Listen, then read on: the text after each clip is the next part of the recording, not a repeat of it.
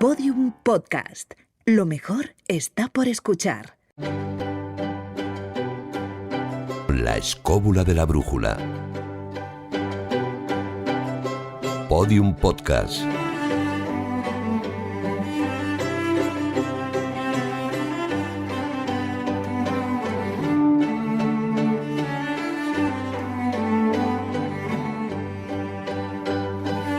Ay, serenísima mía, bruja del caos, onironauta y muchas más cosas que no sé lo que es. ¿Cómo te echaba de menos, de verdad? ¿Qué ha pasado? ¿No te tratan bien? ¿Te frío un huevo? ¿Te pongo una chaqueta? Yo sí es que les tengo muy escuchados ya. Y ellos a mí también, ¿eh? Que nos tenemos muy oídos ya. ¿Verdad que sí, David Sentinella? Todas las semanas R que R. Muy buenas ahí, dale que te pego, pero bueno, a ver, cuando hay una sonrisa como la de Sere, que se aparte lo demás. Claro, o como la de Juan Ignacio Cuesta. ¿Cómo estás, Juan Ignacio? Estupendamente aquí, ya con un cierto calorcito. Bien, bueno. Eso sí que es un caos. Sí, que diga que bien es un caos. Yo tengo miedo. Marcos Carrasco, ¿cómo estás tú? Muy bien, estupendamente aquí, dispuesto a aprender una vez más. Así todo es, otra correcto. sonrisa arriba. Y Jesús Callejo, ¿cómo andas? Pues hombre, muy bien, fenomenal. Sabiendo que esta Sere School siempre se produce en Sere DPS.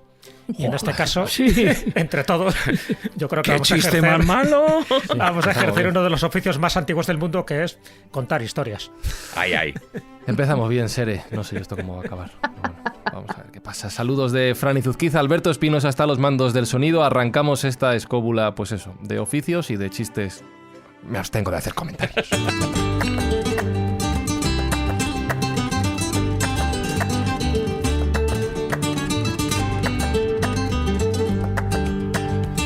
Procedo a saludar a nuestros dos invitados del programa de hoy. El primero de ellos tiene una doble vida en cuanto a sus oficios. Es curioso, es licenciado en Derecho, es corredor de seguros. Nada tiene que ver con su parte de investigador, escritor sobre misterios, sobre folclore. Ya estuvo aquí en La Escóbula, en nuestro programa 386, sobre brujería, potingues y amuletos. Raúl Ferrero, ¿cuánto tiempo? Hola, ¿qué tal, Fran? ¿Qué tal, Marcos, David, Sere, Jesús, Juan Ignacio? ¿Qué tal? Pues sí, es cierto, ya estuve hace un tiempo para hablar de nuestras brujas, ¿no? Sabias y malditas. Y la verdad, bueno, que esta vez es por otro tema y que en cierto modo tiene cierta relación, ¿no? Con aquella brujería. Ahora lo mencionamos. También está con nosotros debutando en La Escóbula, es historiador, es escritor. Ángel Beitia, ¿cómo estás? Hola compañeros, encantado de estar aquí con vosotros. Será una experiencia. Bueno, un placer. Bueno, por decirlo así, porque es la primera vez que estoy aquí en La Escóbula. Y bueno, confiamos en aprender, divertirnos sobre todo, y descubrir esos oficios que mi compañero Raúl y yo hemos decidido escribir este libro. Y bueno, será una aventura interesante. Pues vamos a ver qué tal sale. Recuerdo que efectivamente han escrito un libro juntos, Raúl y Ángel, que es Oficios Mágicos y Ocultos, Adivinos, Meigas, Videntes, Augures, Saludadores, Acabadores, editado por Almuzara, y que hoy nos sirve como excusa para ir de viaje a una época bien distinta a la nuestra.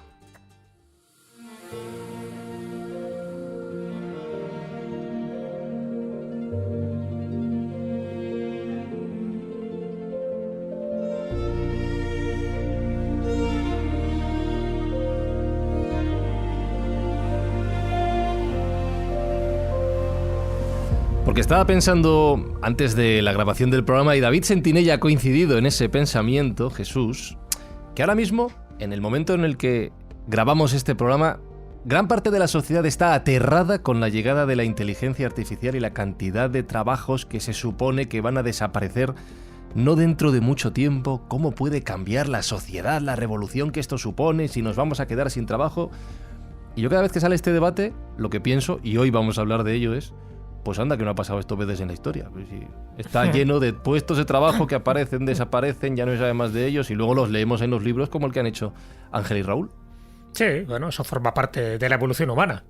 Hay trabajos que ya han quedado obsoletos, muchos han desaparecido y otros se han generado. Y se han generado a raíz de la industrialización y sobre todo últimamente a raíz de las tecnologías y la inteligencia artificial.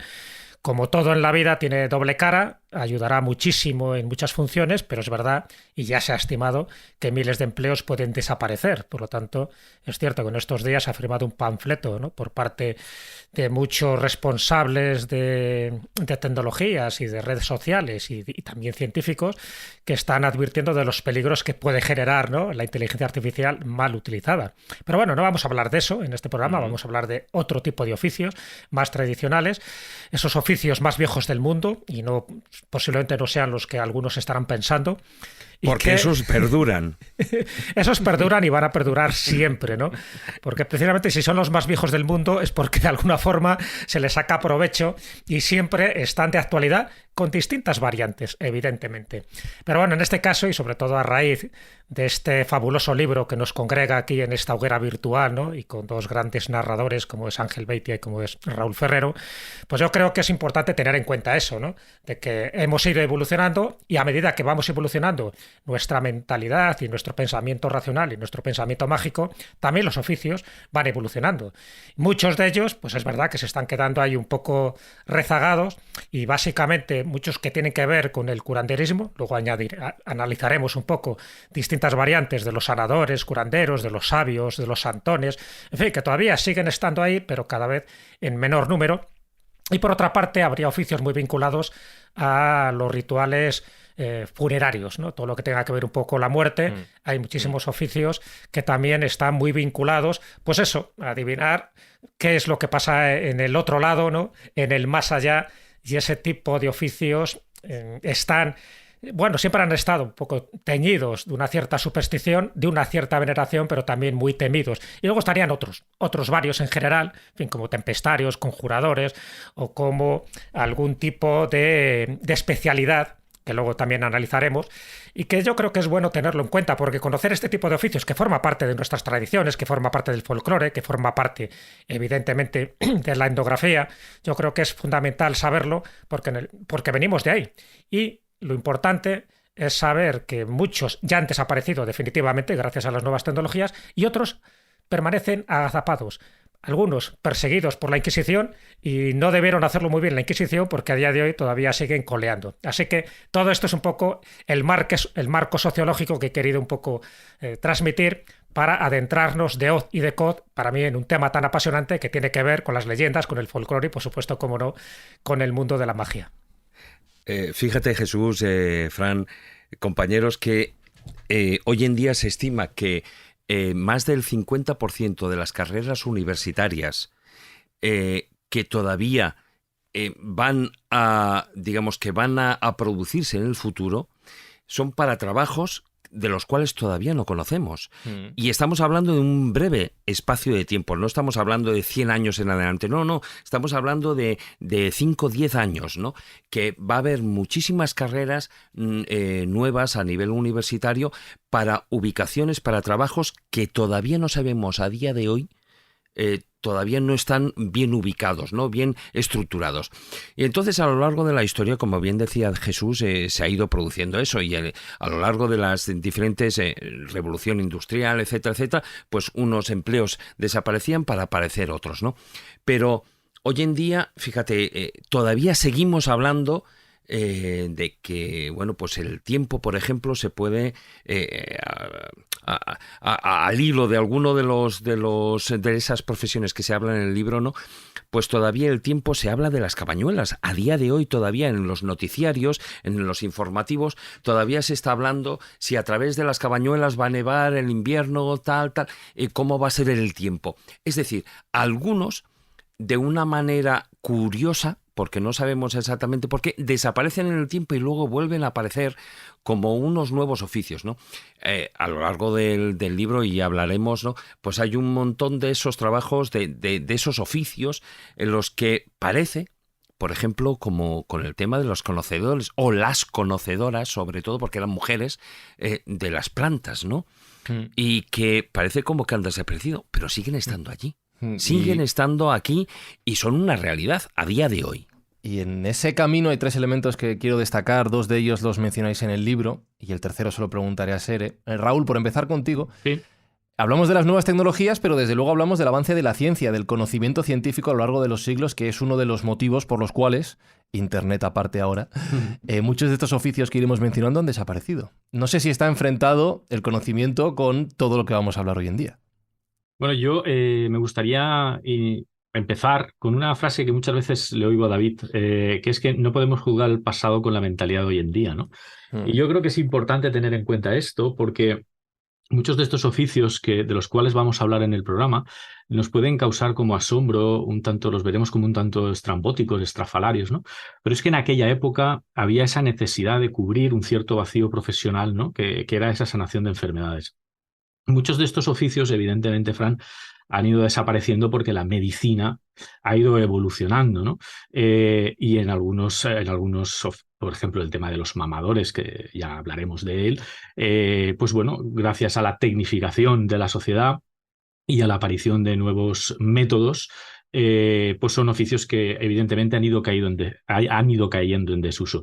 Pero sí que es verdad que España, salía el otro día una estadística, es uno de los países más supersticiosos en Europa junto con Portugal. No sé si creo que se hablaba del 50 o el 60% de la población. Por tanto, ese toque de esa superstición, esa creencia muchas veces en lo mágico, en esas artes un tanto ocultas, sigue presente en la sociedad actual. Y mucha gente sigue recurriendo a estos curanderos, a estos sanadores, a estas personas conocedoras de las plantas y que hoy en día se siguen utilizando, como bien decía David, y que siguen existiendo, ¿no? Por mucho que se avance, por mucha tecnología que tengamos, por mucho Internet que exista, siempre espero que sigan existiendo estas mujeres sabias que tenían estos conocimientos y que, por ejemplo, mi abuela llevaba a cabo un ritual de la medición para aliviar el empacho y mi madre hoy en día aún sabe hacer ese ritual. Y justo ahora en estas fechas, el Jueves Santo, Viernes Santo, pues es el momento en que ese conocimiento lo tiene que traspasar. Espero que me lo enseñe, ¿no? Y perdure en el tiempo, ¿no?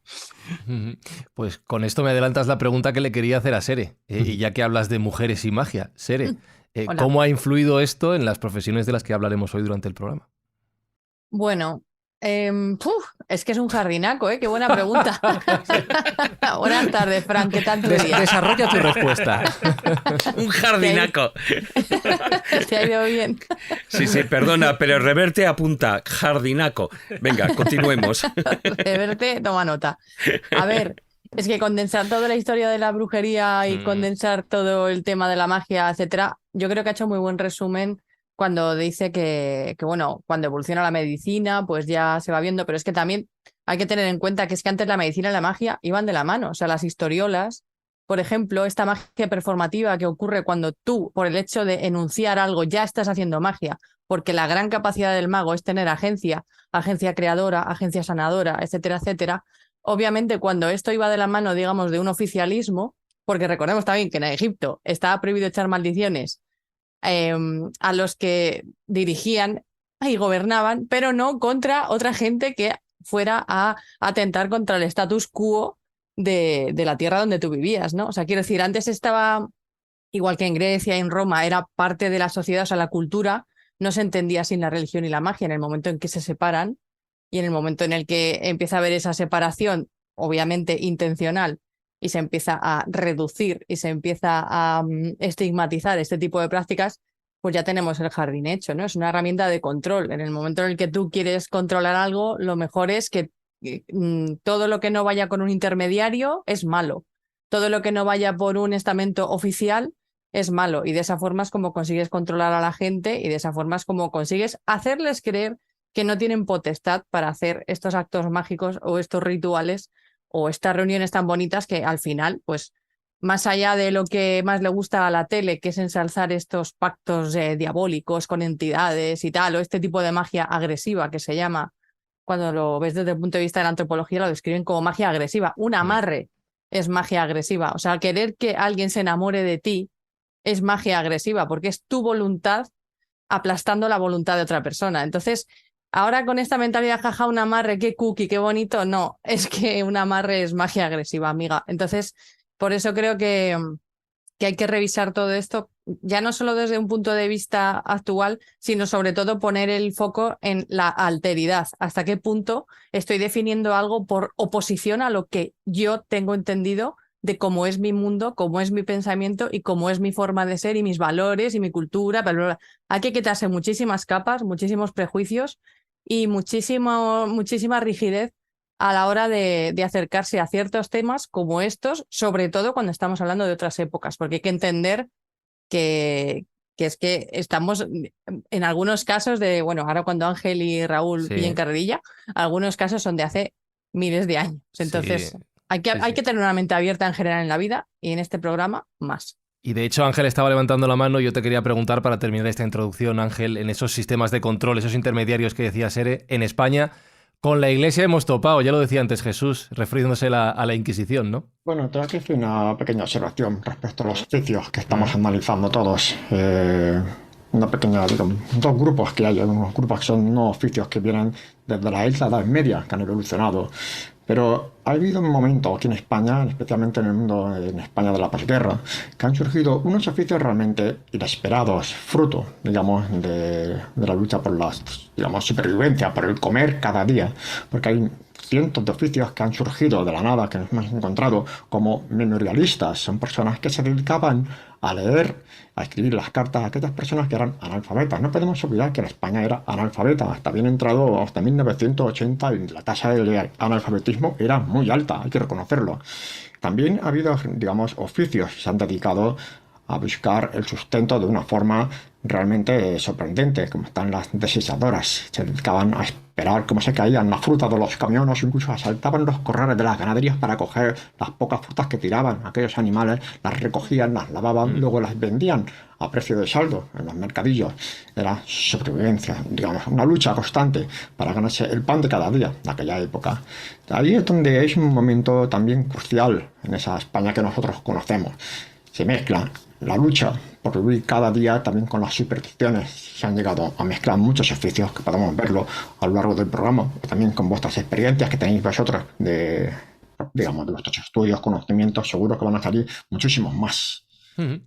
Pues muchas profesiones van a salir, muchos oficios, y vamos a empezar, si os parece, ya que lo apuntabais al principio, por todas aquellas dedicadas al mundo del cuidado de la salud.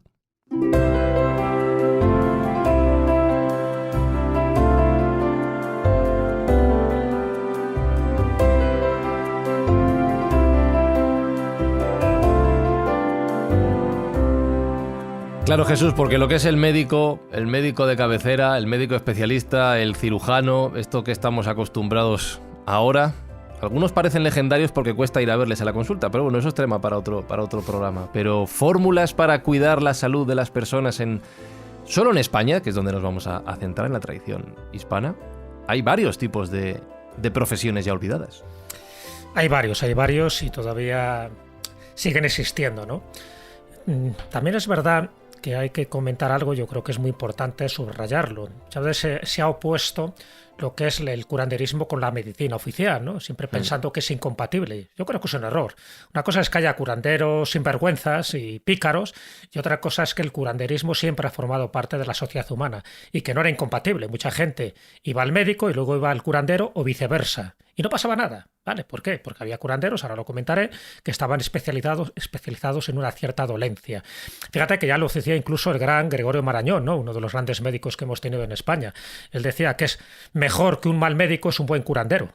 Porque a veces ocurría el efecto contrario. Tú ibas al médico y era el matasanos y sin embargo el curandero es el que te curaba. Es decir, muchas veces ha existido esa especie de superstición y sobre todo de propaganda peyorativa alrededor del curandero, como que todos los curanderos son unos cantamañanas y que no curan y que solo se basan en la sugestión y cosas similares. No es verdad. ¿Por qué no es verdad? Porque ha habido curanderos que conocían muy bien, por ejemplo, los huesos. Ya sabes que una de las modalidades de los curanderos son los hueseros como nombre general, y luego tenemos nombres específicos que tanto Ángel como Raúl los mencionan. Estamos hablando de ensalmadores, de anudadores, tornabrazos, compoñedores, atadores, pilmadores, les llaman por ejemplo en el Alto Aragón, etcétera, etcétera. Es decir, esta gente te resolvía una torcedura, un esguince, unos huesos descoyuntados, una fractura, una luxación con mucha más rapidez y mucho más barato que cuando tenías que ir al médico o a la Seguridad Social. Esto es una evidencia que a día de hoy se sigue manteniendo. Y estos son los hueseros, es una, por decirlo así, como una especialidad dentro de esos curanderos o sanadores. Luego estaban los que curaban con oraciones, los que curaban con hierbas. Esos nunca van a desaparecer porque conocer los principios activos, los alcaloides de las plantas, por lo tanto lo que se llaman las plantas medicinales, eso es algo que siempre ha estado ahí. Eso es algo que conocían, por ejemplo, las brujas, que se las llamaba sabias, ¿no? También. Y que ha utilizado en la farmacia, se ha utilizado. Claro, y se seguirá utilizando, porque la mayoría de los medicamentos están basados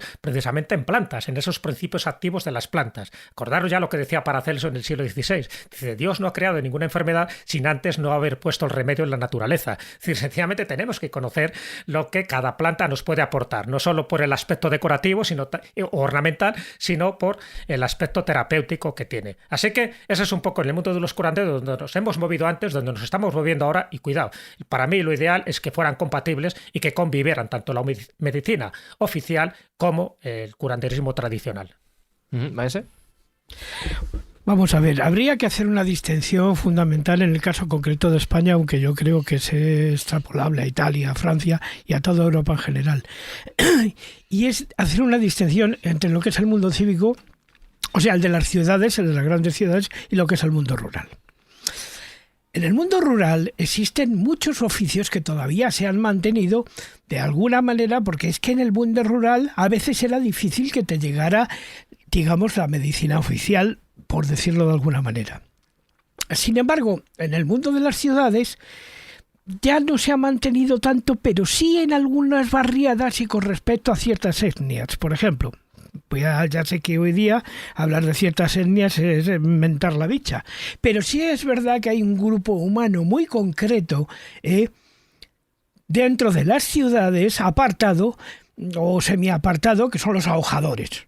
Los ahojadores sí que pertenecen lógicamente a una etnia que no sabemos de dónde vino de alguna manera, pero que es innombrable, porque hoy día hablar de estos grupos apartados es racismo. O sea, pero lo normal es que se hayan mantenido más en el mundo rural. Y voy a poner un ejemplo, por ejemplo.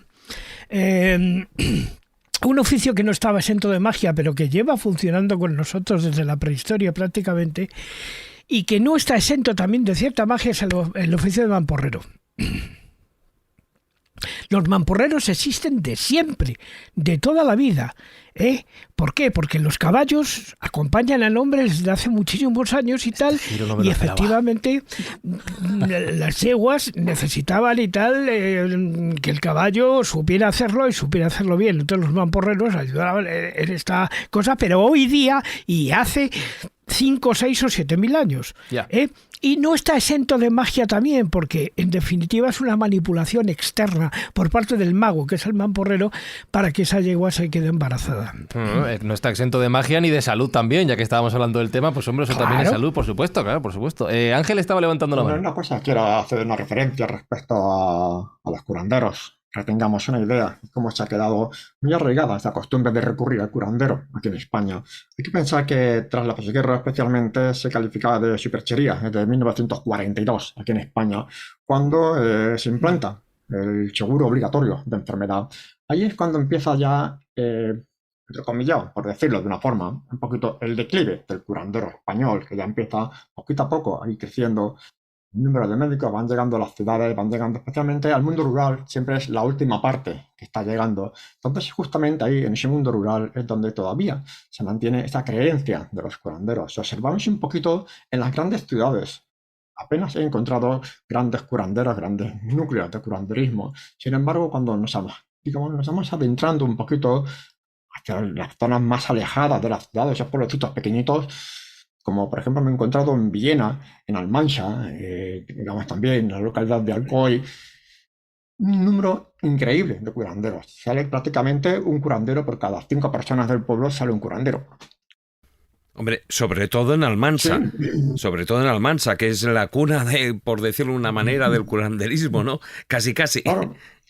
Es algo curioso, realmente. Me imagino que, no creo que tampoco sea una casualidad actual de ese momento. Porque también durante el medievo, cuando empezó la Inquisición a poner ya las trabas a muchos oficios, no solo la brujería, la hechicería y otras modalidades, la gente, pues digamos, cuando crecieron las universidades, fueron las primeras personas que empezaron a poner los obstáculos a aquellas tradiciones consideradas paganas, por decirlo así. Entonces esas personas tuvieron que huir de las grandes ciudades, refugiarse a menudo en lugares prácticamente aislados para que no pudiera perseguirle la Inquisición. Y eso es una de las claves también para entender por qué también han crecido muchos oficios solamente en esos núcleos rurales. Y es verdad lo que estaba diciendo tu compañero. Raúl, a mí me ha sorprendido mucho la cantidad de oficios especializados ya dentro del mundo del curanderismo que decía Jesús. Con eso te montas un sistema de salud entero. Totalmente, sí. No, lo que pasa con el tema de los tornabrazos o los ensalmadores que estaba comentando también antes Juan Ignacio, Sí. en el siglo XV se crea la institución del protomedicato y es verdad que... Exactamente, Juan de Supercisa. Y es verdad que lo que estaba comentando Juan Ignacio, muchos se encargaban también de sanar a animales de patas que se les rompían. Entonces, no únicamente iban dirigidos al tema humano, sino que se encargaban también de la sanación de animales. Este protomedicato que comentamos tenía como finalidad fiscalizar esta actividad, porque en muchos casos se utilizaban este tipo de ensalmos para todo tipo de ritos, independientemente de lo que se fuera a sanar, ¿no? Y conjuros y oraciones, y entonces eso hizo que la Iglesia sospechara un tanto de estas actividades supersticiosas. Estamos hablando torceduras, esguinces, luxaciones, distensiones, etcétera. Pero dentro, Fran, de todo este conjunto de oficios que caen dentro del sector de la salud, hay uno que no hemos mencionado, que es la sanación mediante la palabra, que yo creo que también es muy interesante porque nada más ni nada menos que Pedro Laín Entralgo escribió un libro y tiene un libro sobre la curación o la sanación mediante la palabra desde la antigüedad clásica. O sea, y estamos hablando que incluso en la antigua Grecia, civilización griega, existía o se les conocía como una práctica, llevaban a cabo una práctica que era el hieroilogoi, se conocía, que eran palabras sagradas que llevaban a cabo a través de una serie de ritos para sanar mediante estas palabras, ¿no? Primero se llevaba a cabo la invocación de la divinidad a la cual se pretendía llevar a cabo esa sanación, el motivo por el cual se le invocaba y luego se llevaba a cabo una súplica de curación para que hiciera efecto. Estamos hablando ya en la civilización griega. Y a estas personas que llevan a cabo estos ensalmos o estas palabras, se les conocía como catartai. Y es curioso porque de aquí viene la palabra que hoy en día conocemos como catarsis, ¿no? Es decir, como esa situación de obnubilación, ¿no? Como de placer, de una sensación... Es muy curioso al final que dentro del mundo de la salud, como tú decías, Fran, caen un montón de oficios como los que estamos comentando. Mira, Raúl, hablando del mundo griego, por ejemplo, hay un libro que escribió Louis Hill a mediados del siglo XX que se llama Terapeia, donde ya nos habla que en el mundo griego se celebraban los peanes, que eran danzas para hacer huir a los demonios que eran los culpables de la enfermedad, en las que había que hacer mucho ruido con matracas, con sistros, con lo que tuviera que y que estaban dedicados al dios Apolo. Quiero decirte que esto es bastante antiguo. O sea, incluso, Juan Ignacio, en la civilización ya sumeria y mesopotámica tenemos la figura del Isip o de los más que se encargaban de llevar a cabo purificaciones, libaciones, exorcismos y todo este tipo de actos. Estamos hablando 2900, 2000 antes de Cristo, que tremendo, ¿no? Tremendo. Pero es curioso sobre todo el tema de que un académico de la lengua, bueno, como Pedro Laín Entralgo, pues que escribiera un libro como el que hemos comentado, ¿no? Dejadme un segundo porque David y Jesús quieren preguntar, pero Marcos hace un rato que quiere contarnos. Habéis hablado de los curanderos, los pueblos, las ciudades, y Marcos me escribía por privado y me decía, tengo una experiencia que contar. Sí, bueno, yo únicamente es que en vez de estudiar a los curanderos y irme a una biblioteca, me voy a un curandero y tengo la experiencia directa, que yo así, por las bravas. Y esto diréis, Marcos en un curandero, ¿pero esto qué es? Resulta que oye unos no vecinos... nos extraña, ¿eh? No nos extraña. Bueno, pues ya está. Oye, pero porque es Marcos, ¿no? Yo también os quiero. No, pero si no es nada negativo, ni mucho menos. No, esto fue una conversación entre vecinos, tal, y resulta que tuve conocimiento de un curandero en un lugar de La Mancha donde yo no quiero acordarme, que como decía Ángel y Raúl, que siempre hay más en los pueblos y en aldeas remotas y tal. Y de camino hacia Alicante pasamos por allí y, bueno, tuve la decisión. Digo, ¿entro o no entro? Y entonces entré. Y yo en aquel tiempo, fue en los años 90, estaba pues con una afección de colon irritable, pues tipo estrés y tal. Y entonces, pues claro, lo que yo había visto en las películas, cuando yo entré en la sala del curandero, había imágenes religiosas por doquier, Jesucristo, la Virgen, una mesa camilla preciosa con flores y toda llena de billetes. La gente iba dejando los billetes allí, ¿no? Y entonces le dije lo que me pasaba y él se arrodilló delante de mí y puso sus manos y empezó a murmurar. Pero claro, yo sentí en ese momento, imaginaos, una energía de calor muy poderosa, ¿no? Digo, bueno, pues estaba el hombre ahí murmurando y tal. Y digo, posiblemente, pues ahí que estaría pasando, lo que acabo de comentar Raúl, ¿no? La palabra. La palabra es hace falta dos elementos, el que emite la palabra y el que la recibe. Y si no hay una fe, no hay una consistencia en que, bueno, oye, vas allí con la idea de que el curandero es un charlatán, es un embaucador y tal, pues no te va a hacer efecto ninguno. Pero es que yo me fui de allí, dejé un billete al lado de la estatua de la Virgen que él tenía ahí montada. Digo, a ver qué pasa, ¿no? Chicos, no volví a tener ningún tipo de dolencia y mira que yo me he hecho ahí, bueno, pues todo tipo de tratamientos y tal. Entonces, luego más tarde llegué a encontrarme con la información de Deepak Chopra que decía que uno tiene un sistema de autocuración del sistema inmunológico, que es algo psicosomático, que no lo activa otra persona, lo activas tú. Lo activas tú cuando oyes lo que tú crees. Entonces, en esa conjunción donde se completa el círculo de la palabra emitida y la palabra recibida por alguien que tiene fe, es donde se produce lo que podría decirse como la sanación, la curación o todos esos fenómenos. Es decir, hacemos actos micromágicos todos los días. Yo me acuerdo a mi madre que no salía a la calle sin santiguarse. Esos son micromagias que hace la gente sin darse cuenta. Pero que es decir, yo me bendigo a mí mismo para que no me pase nada. Y si yo creo en eso, no me va a pasar nada. No sé qué pensáis, Ángel, Raúl. Ángel estaba levantando la mano, de hecho. Bueno, voy a hacer una opinión personal respecto al mundo de los curanderos, respetando a todos, cada uno su experiencia que haya tenido. La pregunta que nos haríamos se dice, si los curanderos curan o no curan. No sé qué hace. Yo puedo decir dos respuestas. Una, sí, curan cuando la enfermedad no es una enfermedad grave, por ejemplo, un dolor de cabeza, que tienen problemas de la piel, una indigestión, que aquí en Valencia es muy famoso, el ritual ese del empacho, lo habéis visto en Rutas del Pañuelo, lo habéis visto muchas veces. Pero ¿qué pasa cuando estamos con una persona que tiene un cáncer? Es diabético, es ciego. ¿Qué pasa con eso? Yo hice una experiencia, creo que lo habéis leído, en páginas, digamos, desafié a un místico que era curandero en la localidad de Rebollar, muy cerquita de Requena, que decía que hacía prodigios, hacía muchísimos milagros, que había sanado a personas que tenían cáncer, que los ciegos habían recuperado la vista. Digo, bueno, ¿esto qué es?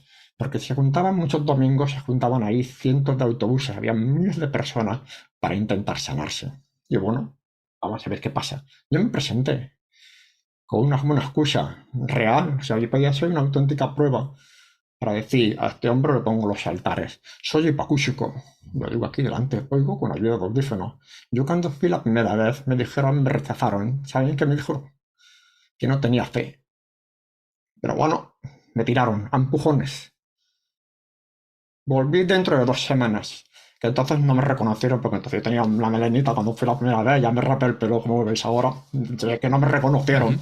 Y cuando volví, sí, volví a repetirlo, la misma ocasión, me volvieron a decir lo mismo. No tenía fe. Entonces estamos ante una estafa, una secta, por decirlo así, porque yo me daba cuenta que siempre eran las mismas personas que estaba intentando sanar, siempre eran las mismas. Estuve observando.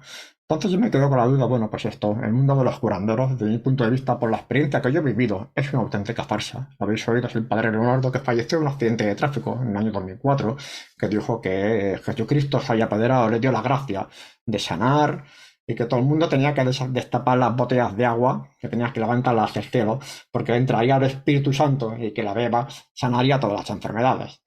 Pero había allí cientos y cientos de personas haciendo ese mismo gesto. Eso era increíble lo que la gente cree en el mundo del curanderismo. No sé por qué la gente, quizás porque han perdido ya la esperanza en la ciencia y están recurriendo a, digamos, a la superstición. No lo sé. Ahí está el secreto, el misterio de la mente en las personas. Y voy gestionando manos, tú mismo lo decías antes, Jesús, que cuando hay necesidad, cuando se cree en la magia, también surgen las estafas, ¿no? Esto no es una excepción.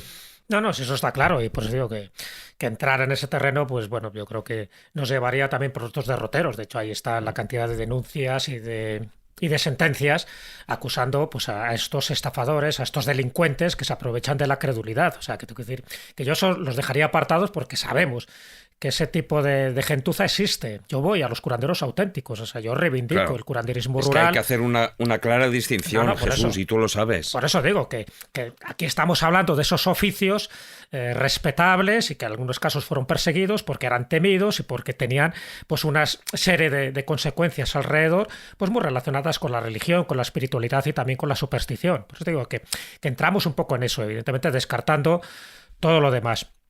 Y un poco incidiendo en lo que estaba comentando Raúl, ¿no? Del poder de la palabra, sabes que los curanderos buenos, es decir, con independencia de que utilicen los ensalmos, las hierbas, la imposición de manos, los curanderos buenos lo que hacen con todo este tipo de mecanismos, con independencia de sus métodos, es algo que es fundamental y que eso también lo saben los médicos, que es de alguna forma activar los mecanismos de autocuración que todos tenemos. ¿Vale?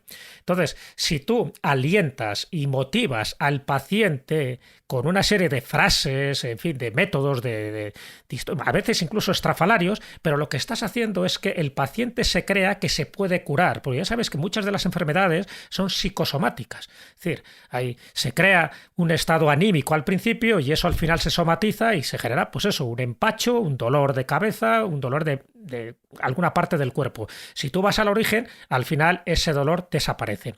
Y la palabra es fundamental. Y de hecho había una serie de especialistas dentro del mundo de los curanderos relacionados con las oraciones y relacionados con los ensalmos, con los conjuros y con las nóminas. Por ejemplo, una palabra que ya está en desuso, las nóminas lo utilizaban algunos de los curanderos y era una especie como de nombres de santos que se recitaban y hacían como de un amuleto, ¿no? Incluso las propias nóminas se llevaban como si fuera un amuleto por parte del paciente durante un tiempo, ¿no? Al igual que llevabas una serie de hierbas secas también en una bolsita. Bueno, pues todo este tipo de cosas, evidentemente la nómina en sí no te va a curar, ni te va a curar la moneda, ni te va a curar el que bebas un agua bendita. Lo que te va a curar son los mecanismos de autocuración que todos tenemos y que se activan. Ese es el curandero bueno. El curandero malo es el que encima te va a cobrar. Ya sabéis que los curanderos tradicionales han hecho estudios, sobre todo en Galicia y en el País Vasco, de que el curandero auténtico es una persona humilde, no cobra. Otra cosa es que tú le des pues un donativo, un regalo, pero no tiene que cobrar. ¿Por qué? Porque el curandero bueno sabe que su don no lo ha adquirido en una universidad, es decir, no ha tenido que pagar dinero por ello, que es una especie de gracia divina y por lo tanto él considera y se siente obligado a remediar los males de su gente, de su pueblo, porque es eso, un don divino que él ha recibido. Entonces, desde ese punto de vista, olé, ¿no? Con muchísimos curanderos de muchísimas personas que están agradecidas a esta gente. Y bueno, y un poco la pregunta que sí quería hacer a Raúl, un poco después de esto que acabo de comentar, y hay muchísimos, están los santiguadores, están las rezadoras, en fin, luego si queréis os comentaré incluso algunas oraciones que tenían un uso pues más o menos práctico en función de cómo se recitaban. Pero, claro, estamos hablando de esta gente. ¿Cómo adquirían este tipo de poderes? Raúl, como tú bien sabes, además también eso lo describes en tu anterior libro, Las Brujas, parece que tenía una serie de señales. Es decir, que el que nacía en una determinada familia y si eran 7 hermanos o 7 hermanas anteriores, pues parece que adquirían un tipo de privilegio o de don o de gracia. ¿Había señales que ya desde el nacimiento se sabía que ese niño o esa niña estaba destinado para la curación? Sí, Jesús, así es, ¿no? Por ejemplo, el tema del santiguador, que era pues esa persona que se encargaba de sanar también al enfermo. hacía la señal de la cruz, la parte que estaba afectada, y se decía que tenía que ser nacido el 7º hijo varón, ¿no? Es muy curioso porque en los libros que hemos leído y tal, siempre aparece el número 7, ese número mágico, ¿no? En el caso, por ejemplo, de los saludadores, es otra figura que llama muchísimo la atención. También había que nacer el 7º de 7 hermanos varones, o la 7ª de 7 hermanas, que siempre nos olvidamos aquí en este caso de la parte de la mujer. Siempre hablamos de saludadores y nos imaginamos a un hombre, ¿no? No, la 7ª de 7 hermanas. Y no podía haber interrupción femenina o masculina entre esos 7 hermanos. Desde el momento en que había algún tipo de... se cortaba, ¿no? De alguna forma ya no podía ser saludador. Luego, evidentemente, este saludador tenía una serie de señales, como bien dices, igual que se les buscaba a las brujas, que bueno, ahí te podemos poner un tupido velo y podemos entrar en muchas dudas de cómo buscaban esas señales, la Inquisición. En este caso de los saludadores, pues bueno, buscaban esa cruz en el paladar o la rueda de Santa Catalina, o haber llorado en el seno materno, que era en el caso de los saludadores de la zona de Asturias, ¿no? Esto en el caso de los saludadores. Luego, evidentemente, en cada uno de los oficios, pues bueno, esa gracia se obtenía de diferente forma, ¿no? Pero sí que es verdad que en cada uno de estos oficios, pues bueno, sí, siempre existía ese... y no solo el tema de que tuvieran alguna señal, sino que, por ejemplo, el caso de los saludadores utilizaban también 3 tipos de elementos muchas veces, ¿no? El ajo, pero es que tenía que ser recolectado el 24 de diciembre, o el pan, por ejemplo, también, que se le daba a comer a esa persona y también debía de cocerse un 24 de diciembre. Y es muy curioso porque en muchos de estos oficios de los que estamos hablando, vemos que hay una referencia a fechas de tradición cristiana, ¿no? Como es el 24 de diciembre o en la noche de San Juan, etcétera. O sea, en muchas referencias también a actos paganos, muchas fiestas paganas que la Iglesia ha ido adquiriendo como propias.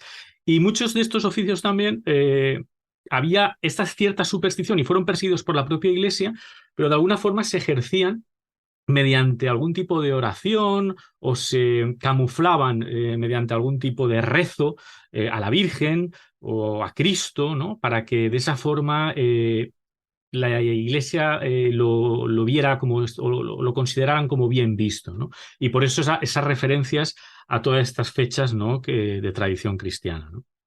O, por ejemplo, también en el caso de los saludadores, pues nacer en Nochebuena, nuevamente, esa referencia cristiana. O, por ejemplo, el Jueves Santo en el caso de Alicante, o el Viernes Santo en el caso de Murcia.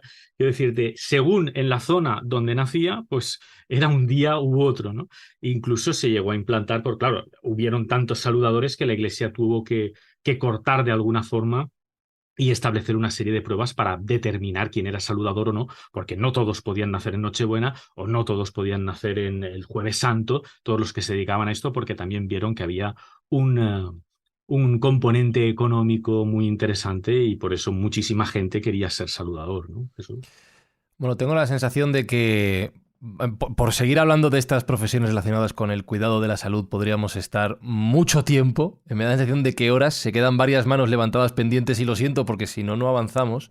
Pero hay un montón de oficios y de profesiones que queremos seguir repasando. Entre ellas, ya que hablábamos del cuidado de la vida, todas las relacionadas con el mundo de la muerte.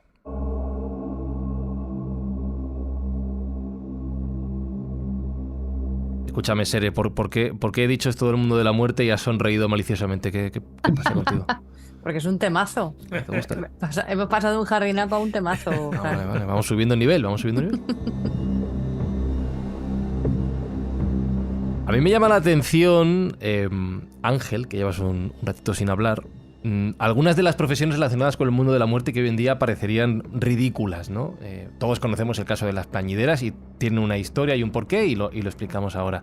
Y en vuestro libro también se menciona algún oficio que a mí me ha sorprendido leerlo y quiero preguntaros el porqué. Por ejemplo, el de los sepultureros. Y yo decía, pero si sepultureros sigue habiendo hoy en día. No sé si es que es un concepto distinto o no, pero eso lo voy a preguntar más tarde. Lo que te quiero preguntar, Ángel, es si ha cambiado mucho la concepción del acercamiento a la muerte en los últimos siglos en España y por tanto de las profesiones que están relacionadas con ello. Si la muerte se consideraba antes más parte de la vida que no el tabú que supone ahora en nuestra sociedad. Personalmente, yo creo que el que diga que no tiene miedo a la muerte, yo creo que miente. No estamos hablando de valentía, por decir, no soy un valiente, no tengo miedo a la muerte, eso es mentira.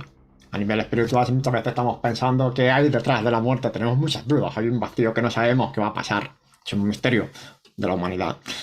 Pero desde luego, en comparación con otros tiempos, digamos, el tema de la muerte era totalmente diferente, se le tenía mucho respeto, sobre todo a la hora de realizar sus propias, digamos, tradiciones de respeto al finado, la forma de enterrarlo, digamos, los ritos posteriores, anteriores, las tradiciones, las festividades, todo lo que se hacía.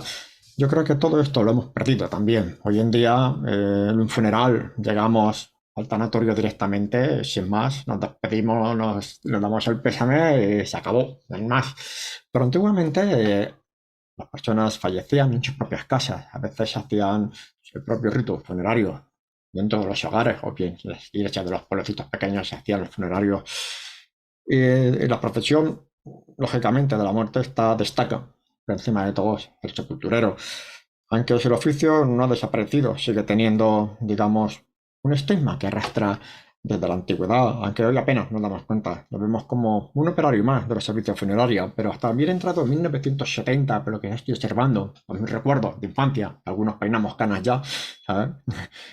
Siempre lo hemos visto como un personaje tétrico, un poquito sombrío, extraño. Siempre que veíamos al enterrador, mira, el enterrador del pueblo, uy, qué mal pario. Hoy en día, nada, hoy lo vemos al enterrador del pueblo, pues nada, le dejamos pasar sin más. Pero antiguamente sí le tenía respeto, nos manteníamos un poquito distanciados de esa persona. Y yo creo que la causa, personalmente, porque estoy observando la causa de ese estigma que tiene, de mirarlo de forma tan extraña, creo que comenzó con las epidemias de la peste. Porque entonces cuando hubo un número muy alto de fallecidos en las ciudades, los sepultureros, los poquitos sepultureros que había en las ciudades no daban abasto para poder enterrarlos, para poder darle una sepultura cristiana, como se hacía entonces. Y evidentemente los poquitos sepultureros también habían fallecido por las epidemias de la peste. Entonces, ¿qué opción habían cogido las autoridades? Soltar a aquellas personas que estaban presos en las cárceles. Hay que recordar que aquella gente eran gente de mala calaña, eran asesinos, ladrones, de todo. Entonces esa gente, en lugar de enterrar a los fallecidos, aparte de eso, lo hacían todo mal, se dedicaban a robar en las casas, se dedicaban incluso a hacer actos de necrofilia, le acusaban de magia negra, le acusaron muchísimas cosas a esas personas durante las epidemias de la peste. Desde ahí ha sido cuando, personalmente, creo ha sido cuando se le ha colgado ese San Benito al sepulturero, como siempre ha sido un oficio respetado, digamos, se le ha colgado un poquito esa imagen de personaje tenebroso, por decirlo así. Solamente es una mera observación histórica. A pesar de ello, sabemos que la figura del sepulturero siempre tiene un montón de supersticiones, de tradiciones, y varían, dependiendo de la región, de aquí de Valencia, en Galicia, en Madrid, en Andalucía, varían muchísimas formas de vida en cada profesión. Habría que juntar también la profesión de verdugo, ¿no? Era verle al verdugo y ya te daba un malfario. Pero Raúl, dentro del mundo de los sepultureros, comentáis en vuestro libro algo muy llamativo, que todavía queda algún espécimen por ahí suelto que sigue haciendo este oficio, pero dentro de un contexto muy religioso, que son los hermanos fosores. Sí. ¿Qué es eso de los hermanos fosores?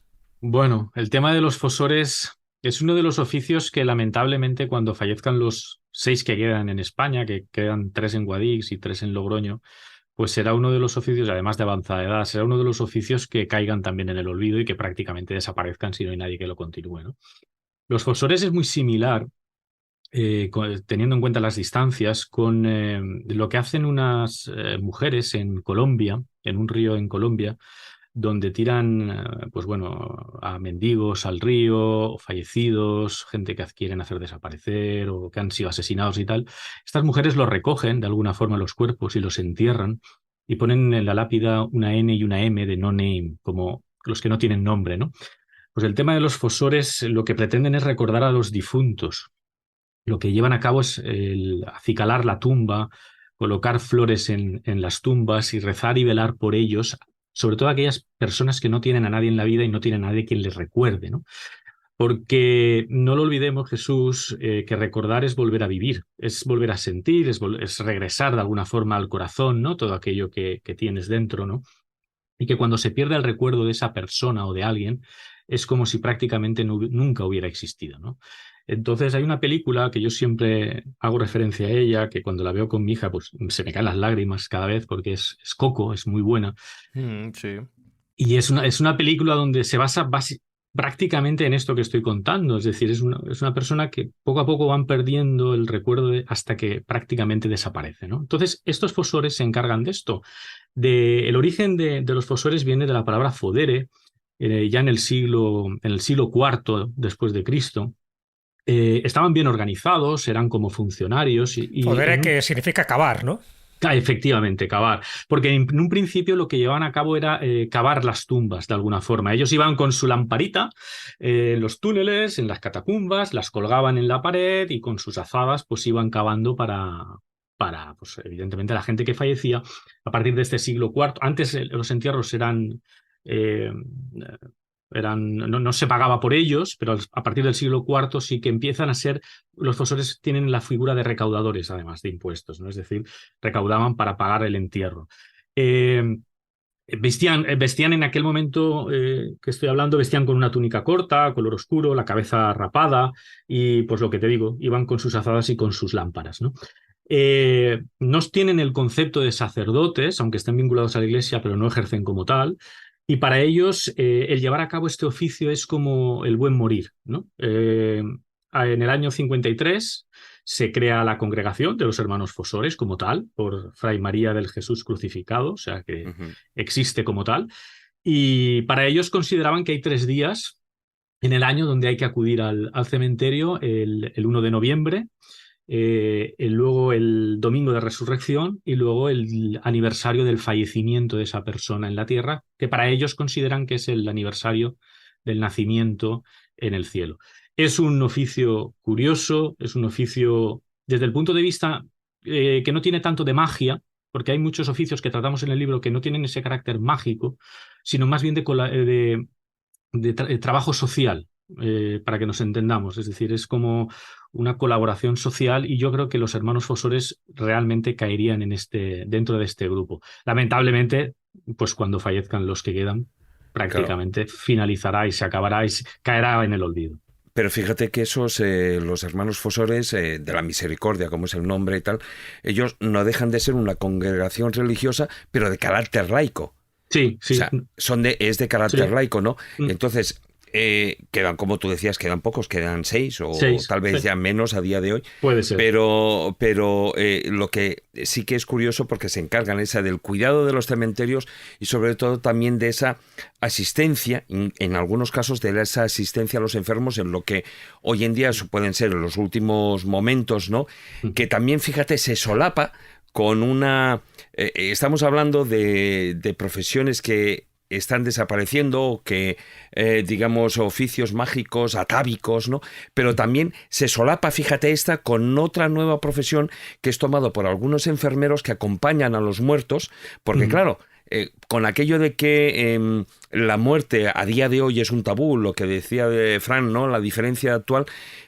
Como hoy en día la muerte se considera un tabú, es algo que apartamos de nuestras casas, nuestros familiares fallecen rodeados de máquinas y no de seres humanos que les quieren, entonces resulta que esta congregación se dedican a acompañar en sus últimos momentos, pero es algo que también la gente que está acompañando y hoy en día se habla mucho, ¿no?, de esos encuentros cercanos a la muerte y de esas personas que desde los libros, por ejemplo, de Elizabeth Kubler-Ross, pues que están hablando precisamente de acompañar a los últimos momentos en la muerte, que es algo absolutamente digno y maravilloso, que yo creo que todos deberíamos probar alguna vez de la vida, ¿no?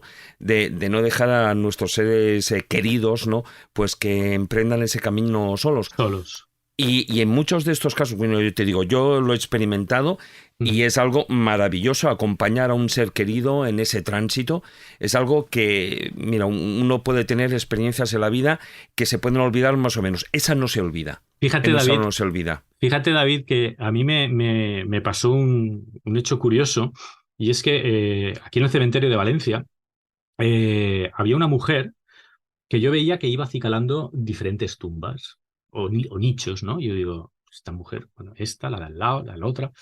Y yo, ni corto ni perezoso, se lo dije al que cuidaba el cementerio, al enterrador, al funcionario, le dije, esta mujer, y dice, esta mujer viene todas las semanas y se encarga de acicalar diferentes tumbas. Y yo le dije, pero son familiares, tal? Dice, no tiene relación con ninguno. Dice, pero si hay algunas flores secas las cambia, si hay tal. O sea, esa mujer, que era mayor, podría ser este ejemplo de fosores de los que estamos hablando ahora. Es decir, que hay mujeres anónimas que igual por propia voluntad van al cementerio y lo hacen porque les nace o porque ven que alguna tumba está un tanto más abandonada y se dedican a ello de forma totalmente altruista. Es espectacular. Pero un segundo, Sere, ¿por qué levantas la mano? ¿Tú haces esto en tus ratos libres o qué? Voy a tener un momento millennial. Que sepáis que hay chorrocientas cuentas de Instagram de gente en cementerios haciendo esto y explicando cómo se tiene que tratar una tumba, los materiales con los que lo tienes que limpiar, porque claro, la gente si no se va ahí con cerdas de estas de metal o con abrasivos y hay, es que yo no sé ni cuántas sigo, yo creo que sigo como 10, pero también es que, sí, eso y unos señores que limpian alfombras, pero bueno, es otra movida. Pero porque me gusta que las veo limpitas y me dan paz. Pero bueno, volviendo al oficio, volviendo a los cementerios.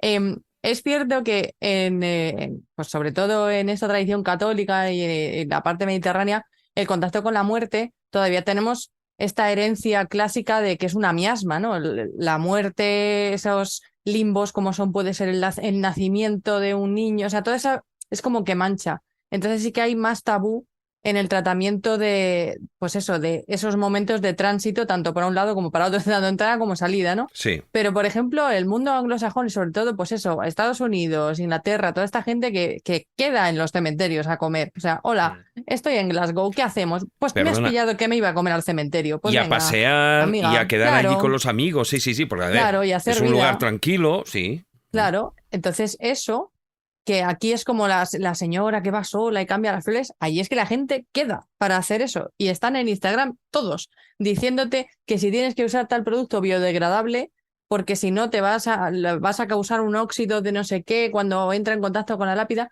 Y todas estas cosas, cuando las cuentan también, eso sí que tiene una herencia que es común a muchísimas culturas, que es que el muerto que no descansa da problemas, porque es otra herencia cultural que tenemos, que sí, que los demonios y tal, pero los espíritus inquietos, los descarnados que no han recibido unos ritos apropiados, unos cuidados específicos y un tránsito, digamos, digno y con una serie de protocolos y ritos, esa gente va a dar problemas. Entonces, por eso también se tiene esa tradición de, bueno, vamos a calmarnos, ¿sabes? Vamos a tener la fiesta en paz y vamos a hacer que todo el mundo esté y que haya un equilibrio donde lo tiene que haber. Por eso, bueno, a mí también Coco parece un peliculote.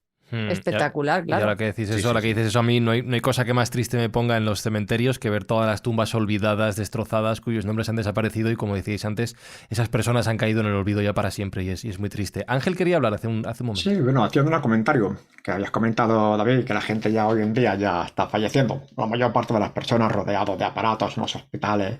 Entonces ya, en ese momento ya se están perdiendo muchas tradiciones y costumbres. Hay una profesión relacionada con el mundo de la muerte.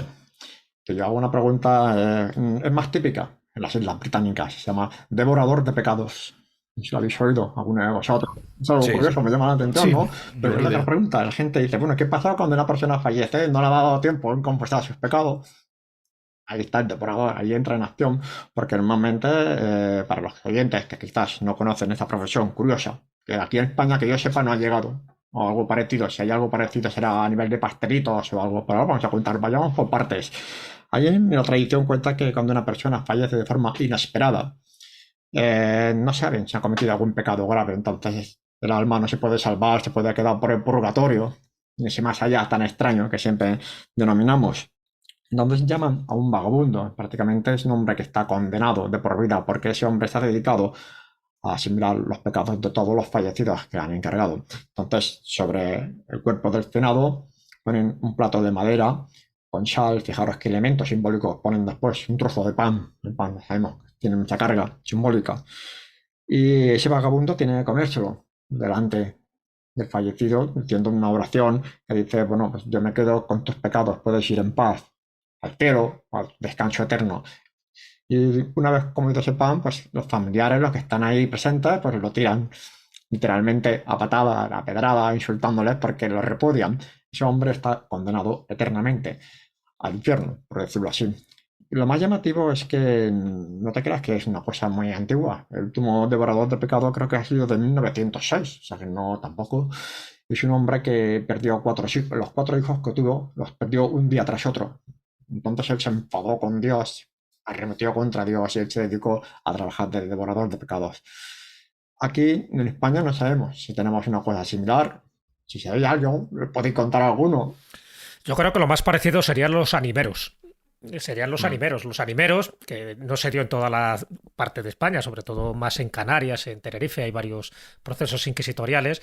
Los animeros tenían un concepto que era muy dentro del campo del espiritismo. Y es que se ponían en contacto con esos almas en pena que estaban errando por ahí y que no se acababan de ir a la luz, ¿no? Que estaban en esa fase intermedia, en ese intermundo. Entonces los animeros pensaban y que muchas de las enfermedades que tenían los vivos era porque estas ánimas se arrimaban a los vivos de alguna forma como que les vampirizaban, ¿vale? Entonces, bueno, pensaban, dentro de esas creencias, que algunas enfermedades venían de que estas almas errantes, de estas almas en pena, pues necesitaban un poco como el contacto, ¿no?, terrenal, arrimándose a estos vivos. Y los animeros lo que hacían a través de una serie de rituales, de hecho hay un proceso inquisitorial bastante conocido, lo que es en las Islas Canarias del siglo XVIII, referente al que llamaban el médico del purgatorio, ¿no?, que utilizaba una serie de, ya te digo, de ensalmos y de procedimientos y de amuletos para que esas ánimas en pena dejaran de arrimarse, se fueran hacia el otro lado, se fueran hacia la luz y que dejaran al vivo en paz. Sería más o menos algo parecido. No es un devorador de pecados, pero bueno, es un poco como quítate de aquí, que estás molestando. Sí, fíjate, es curioso porque el tema del devorador de pecados, o como en España se conocía más que era el come pecados, es algo que viene desde el siglo XVII o algo así, y que incluso, fíjate, tú decías, aquí apenas se ha utilizado, sobre todo es en el mundo anglosajón, y de hecho en Inglaterra, si no recuerdo mal, se hizo una película a principios de la década del 2000, 2003, 2004, se hizo una película que precisamente se llamaba así, El devorador de pecados, que trataba un poquitín el tema, lógicamente con una parte de fantasía, ¿no? Pero que sí que es un tema, fíjate, que está ahí, ¿no? Y sí es cierto que desde el siglo XVII, algo así, vosotros sabéis, y Ángel lo sabes de sobra, que hay mucha documentación, sobre todo en el mundo anglosajón, en Inglaterra y tal, sobre esa figura, ¿no?, del come pecados, y que, bueno, pues a día de hoy parece que, bueno, evidentemente el mundo ha cambiado, todo es diferente, pero a pesar de que la muerte sigue siendo un tabú y el tema de los pecados está mucho más relacionado con el mundo cristiano, pero bueno, yo creo que, fíjate, a día de hoy serían de oro, ¿eh? Serían de oro. Dejadme que intervenga Maese, que lleva un rato queriendo hablar. Juanig. Vamos a ver, no creáis que todo esto es tan antiguo como parece. Yo he conocido en el mundo rural, que he tocado de cerca, el caso de la gente que no muere en el hospital, sino que de repente fallece en su casa porque se ha quedado dormido y se ha muerto. Claro. En el caso concreto de una tía de mi mujer, la tía Enrica, esta murió en su casa. Se quedó muerta, o sea, se quedó literalmente allí, completamente muerta. Entonces la hicieron un pequeño catafalco, no la llevaron a ningún tanatorio ni nada parecido, la hicieron un catafalco y allí la colocaron y tal. Y entonces vinieron los hombres de la familia y empezaron a girar alrededor haciendo hum, hum, hum, hum, hum, hum. Y después de dar una serie de vueltas alrededor, decían, ya hemos ahuyentado a los malos espíritus y tal. Y entonces es cuando ya se procedía a llevar ese cadáver a sitios más oficiales. ¿De qué año estamos hablando, Juan Ignacio? Estamos hablando de hace muy poco, realmente, o sea, de hace 10 años. O sea, que no creáis que en el mundo rural todo esto ha desaparecido ya. No, además hay algunas figuras que se dedican de alguna manera también a llevar un recuento de los que han muerto y no han sido bautizados. Sabéis que la Iglesia mormona, que está en el mundo anglosajón, se dedica a llevar recuento de los que no han sido bautizados para bautizarlos el día del juicio final. O sea, el ángel morón y en fin, todas estas cosas. Quiero decirte que esto son supersticiones, son creencias, ¿es fe o qué es exactamente? ¿Qué es exactamente, Sere? Te paso la pelota. Nadie tiene la respuesta, pero si quieres te doy un dato súper completista. A ver. Pues hablábamos de los come pecados y lo que decía antes Ángel es que existió hasta 1906. Y es que no es que existiera hasta 1906, que también es que tiene su propia tumba que cuida al pueblo y este señor se llamaba Richard Munslow y en 2010, claro, la gente... Sí, como iban yendo al cementerio y veían que la tumba se iba deteriorando, empezó la gente a decir, oye, que está tragado mucho, a ver si la vamos a liar, ¿sabes? Y aquí explota todo, ¿no? Claro, en plan, de como los cazafantasmas, no crucéis los rayos, ¿sabes? Por favor. Nos va a reventar la cámara de fantasmas. Entonces, toda la gente del pueblo decidió que había que restaurar la tumba y hacerle pues, un servicio en condiciones a este señor, a una misa, para honrar la tarea que había llevado a cabo y para, digamos, alargar y bueno, por si acaso, ¿sabes? En plan, tú sabes que está la magia apotropaica y la profiláctica, pues esta es profiláctica, ¿sabes? En plan, vamos a hacer esto que tampoco cuesta tanto. Entonces llega un momento en que dices, bueno, esta gente claro, 2010, no te hablo que le hicieran un homenaje en 1902, ¿sabes? No, antes de en ayer. 2010 estaba la gente organizándose para decir, ¿has visto cómo está la tumba de Richard? Vamos a ver, que yo tengo una sobrina embarazada, ¿sabes? O sea, este tipo de cosas que dices, bueno, aquí hay gente que tiene unos perfiles altos, porque antes sí que se podía decir, bueno, lo asociamos a la incultura, no sé qué, tal. No. Gente moderna con sus cositas que decide hacer esto para que el espíritu de Richard no pete y empiece a soltar todos estos pecados y también una forma de honrar porque sí le dan valor. Y eso es lo bonito. Lo bonito es que dan valor a esa tarea que hizo Richard Munslow en vida, porque lo ven, claro, era una tarea que nadie quería hacer, había que hacerla y era terrible y él la hizo. Entonces me parece muy bonito cerrar con esta pequeña esperanza y sobre todo de lo que hablábamos antes, diciendo que hay tumbas abandonadas y tal. La de este señor en concreto, no. Está cuidada. Pero fíjate, hay un detalle que es, tanto en Inglaterra como en Holanda, para ayudar a esa parte a la que no explotara, como estáis diciendo, ¿no? Entonces, lo que se hacía era que esos pecados se absorbían por la sociedad, se absorbían cuando se estaban alrededor del difunto y se hacían en la familia del difunto, hacían unas cosas que se llamaban en Holanda y en Inglaterra, como digo, lo que se conoce como galletas de muerto.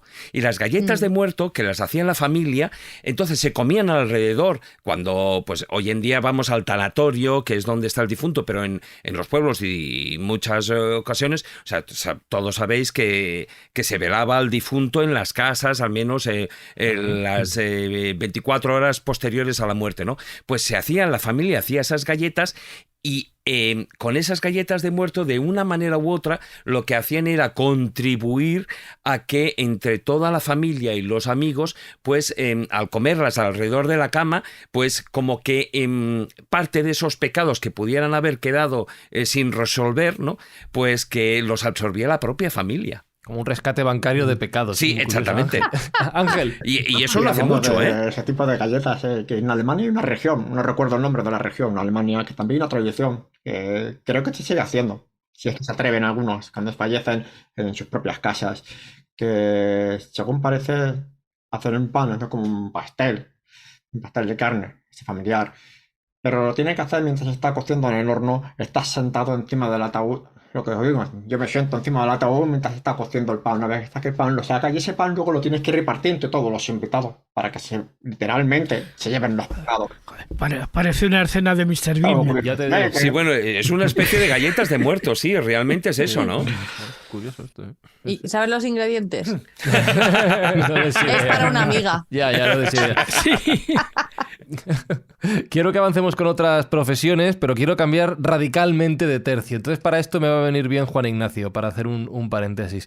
Maese, ¿has traído la guitarra? No, hoy no. Ah, vaya, hombre, pues entonces me viene mal. ¿No habrás traído algún instrumento? Sí. Ah, bien, entonces bien. Bueno, voy a hablar de una cuestión que no tiene que ver exactamente con lo funerario. Sí, no, esto es un cambio y ahora voy a poner otra música después, o sea, me sirve para cambiar de tercio. Estamos en otra historia. Eso. Hay una tradición que se ha conservado en la zona de México, California, lo que fundamentalmente fue Nueva España en su momento, en el cual aparecen una serie de chamanes que son capaces de curar con sonidos mágicos, de los cuales quedan algunos hoy día. Por ejemplo, uno de los grandes representantes hoy día de la música chamánica de los indios Pueblo y de los que estuvieron en el cañón de Mesa Verde y el cañón del Cheli, se llama Carlos Nakai. Y él toca un instrumento exactamente igual que este que tengo aquí, que evidentemente nuestros oyentes no lo pueden ver. Es una flauta larga, negra. Pero ¿no? vosotros los veréis. Este es un instrumento que teóricamente consigue, mediante ciertos sonidos, atraer a los buenos espíritus al cañón. Ya os digo que el máximo representante se llama Carlos Nakai.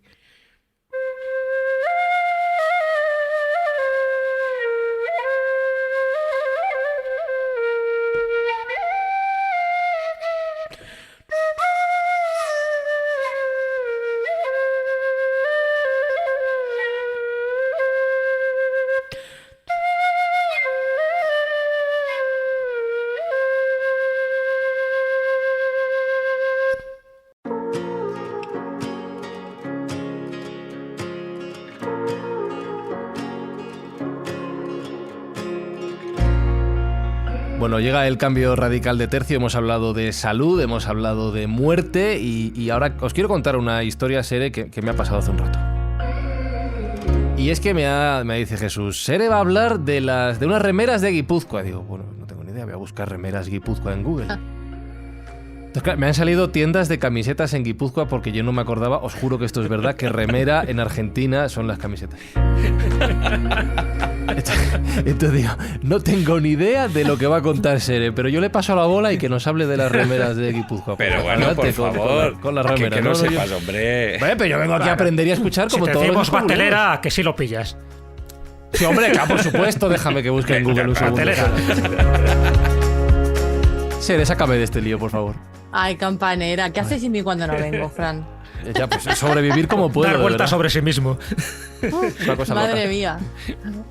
A ver, pues muy bien, Fran, ya me has hecho spoiler del tema. No, es broma. Bueno, pues sí que... Son camisetas. Vengo a hablar de unas camisetas súper bonitas que hace una prima de la Patagonia, ¿sabes? que tiene una tienda en Guipúzcoa. Están Todo muy liga, bien de todo precio. liga. Ahora que llega la primavera, Claro. una moda de verano. Bueno, da igual.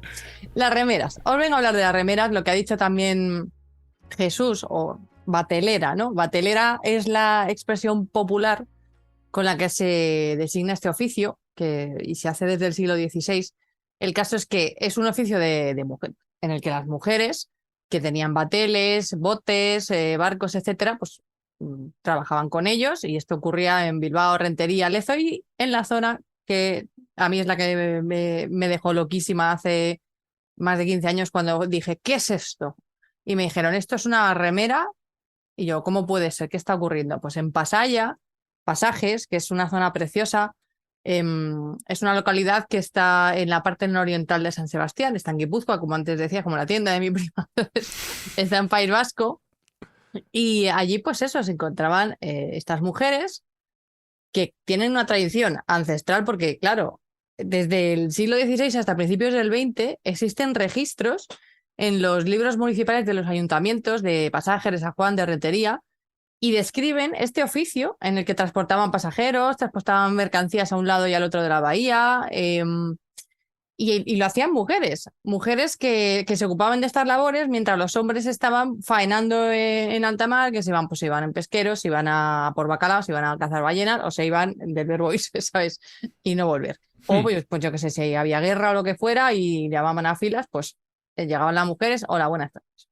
El caso es que este oficio está descrito pues aparte hay grabados súper bonitos con las figuras más representativas. Y luego, por ejemplo, también gente como Lope de Vega hablaba de esta profesión en 1618, en los Ramilletes de Madrid, las describe de esta forma y dice: ellas son los remeros de aquestas barcas del pasaje, unas barcas adornadas con ramos y flores, sus popas enramadas de laureles y flores coronadas, porque le llama mucho la atención. Entonces dice: ¿qué es esto? Pues a mí me dio también un Lope Vegazo ahí, cuando yo lo vi una escultura que hay ahí como de metal, que además tiene una actitud muy bonita, que está la remera así, con el remo levantado en plan de ándate con ojo, ¿sabes? Me gusta porque es como es una escultura con actitud, ¿no? En plan, sí, yo voy a remarte, pero como te acerques, te reviento a remazos, ¿no? Y me gusta mucho la descripción, y al hilo de te reviento a remazos, me gusta mucho la descripción que hace, Marie Catherine de Jumel, que era condesa de Aulnoy, y en 1679 las describe así: estas mozas son altas, de cintura delgada y color moreno, dientes blanquísimos y admirables, cabello negro y lustroso como el azabache, trenzado y rematado con lazos de cinta, cae por la espalda. Llevan una gasa fina bordada en oro y seda, que bordea el cuello y cubre la garganta. Usan pendientes de perlas y collares de coral. Una especie de jubón de mangas muy estrechas como las nuestras bohemias. Su aspecto agrada y seduce. Me gusta porque en otras crónicas dicen que son muy masculinas, que no sé qué. En realidad, fíjate, con su pendientito de perla, que no llevo un pendiente de perla yo en mi vida, que tampoco hay que correr mucho para ser más femenina que yo, también te lo digo. Pero ¿qué quiere decir? Que me gusta como, según los hombres era, no, estas son muy masculinas, y según esta mujer, que encima era condesa, o sea, que era fina, se supone, pues la describe con esta delicadeza y se fija en los detalles que tienen esos barcos, que también los describe que siempre iban limpios, decorados con banderolas, y que además decía también que cuando conducían a la gente de un lado a otro de la ría y tal, pues que era un trayecto muy agradable, que los conducía con mucha ligereza, pero también con delicadeza. Y también, y esto es cierto, añade una anécdota de cómo su cocinero se intentó propasar con una de ellas y la remera le abrió la cabeza con un remo, ¿sabes? Vamos, pero sin miramientos, ¿eh? Claro, no, dijo, vamos a ver, si tengo un remo en la mano, ¿en qué momento te parece buena idea, sabes? Que también te digo, el cocinero pocas luces. No, y pues bueno, ninguna.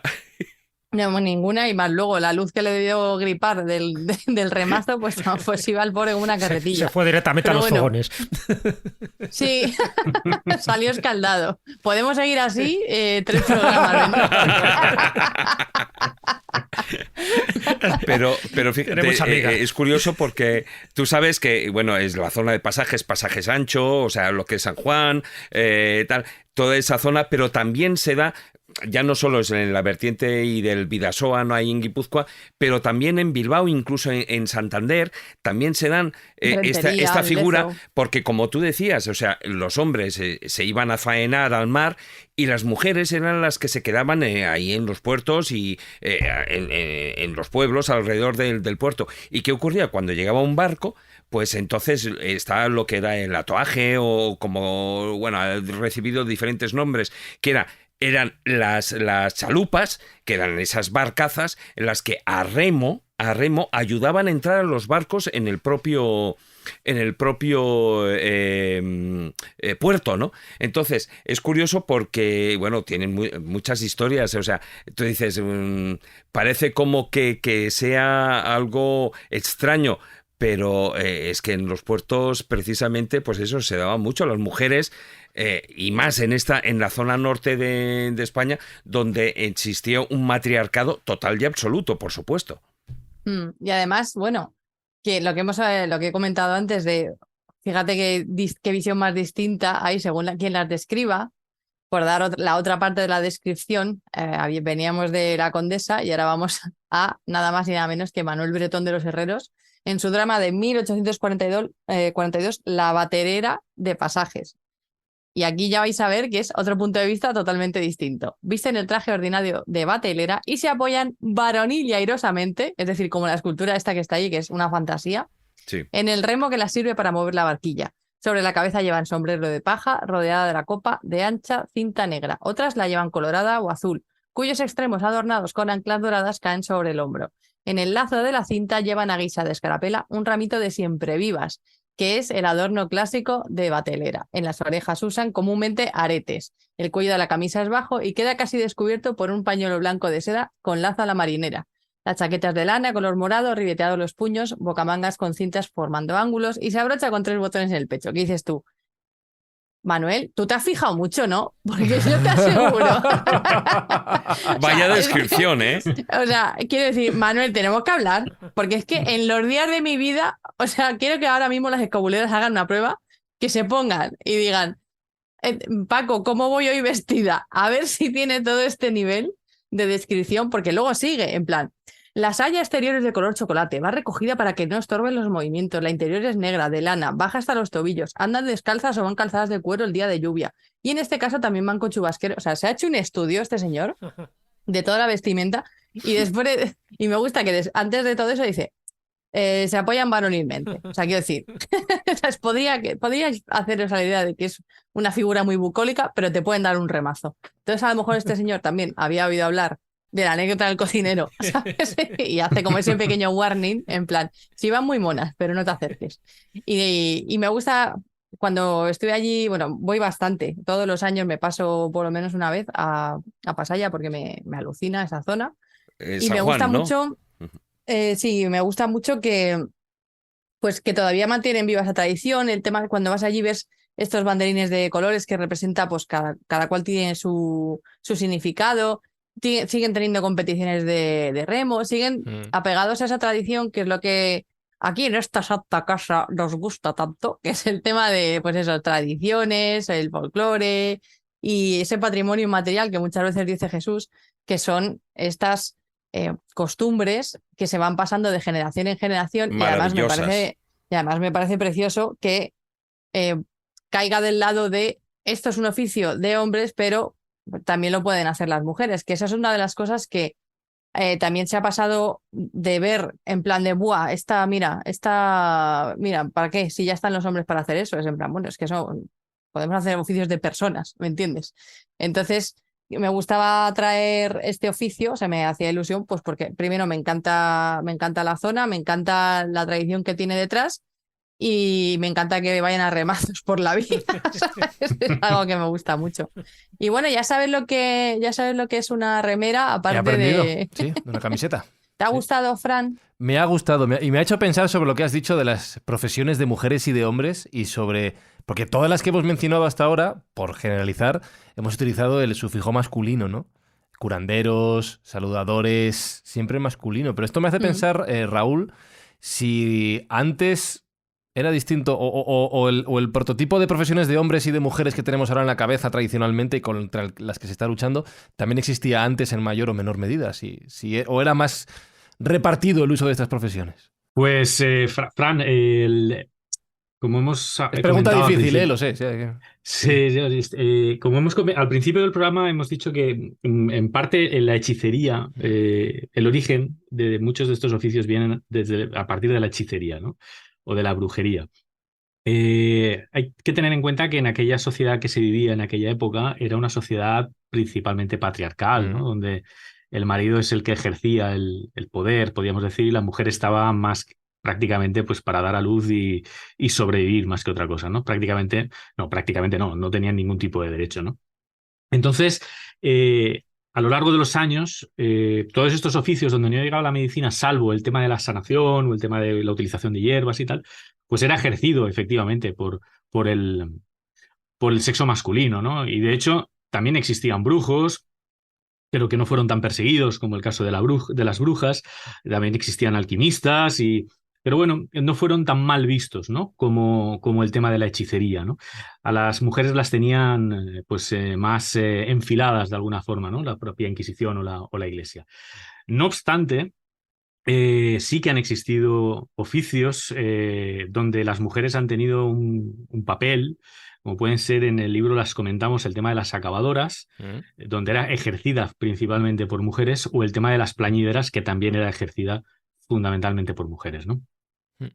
Fíjate, porque también es curioso que muchos de los oficios donde eran dadores de salud, como los saludadores, santiguadores, animeros, oracioneros, curanderos, eran ejercidos por hombres, Mientras que aquellos que estaban más vinculados a la muerte, a lo macabro, a lo oscuro, a lo negro, ¿por qué no a esa brujería?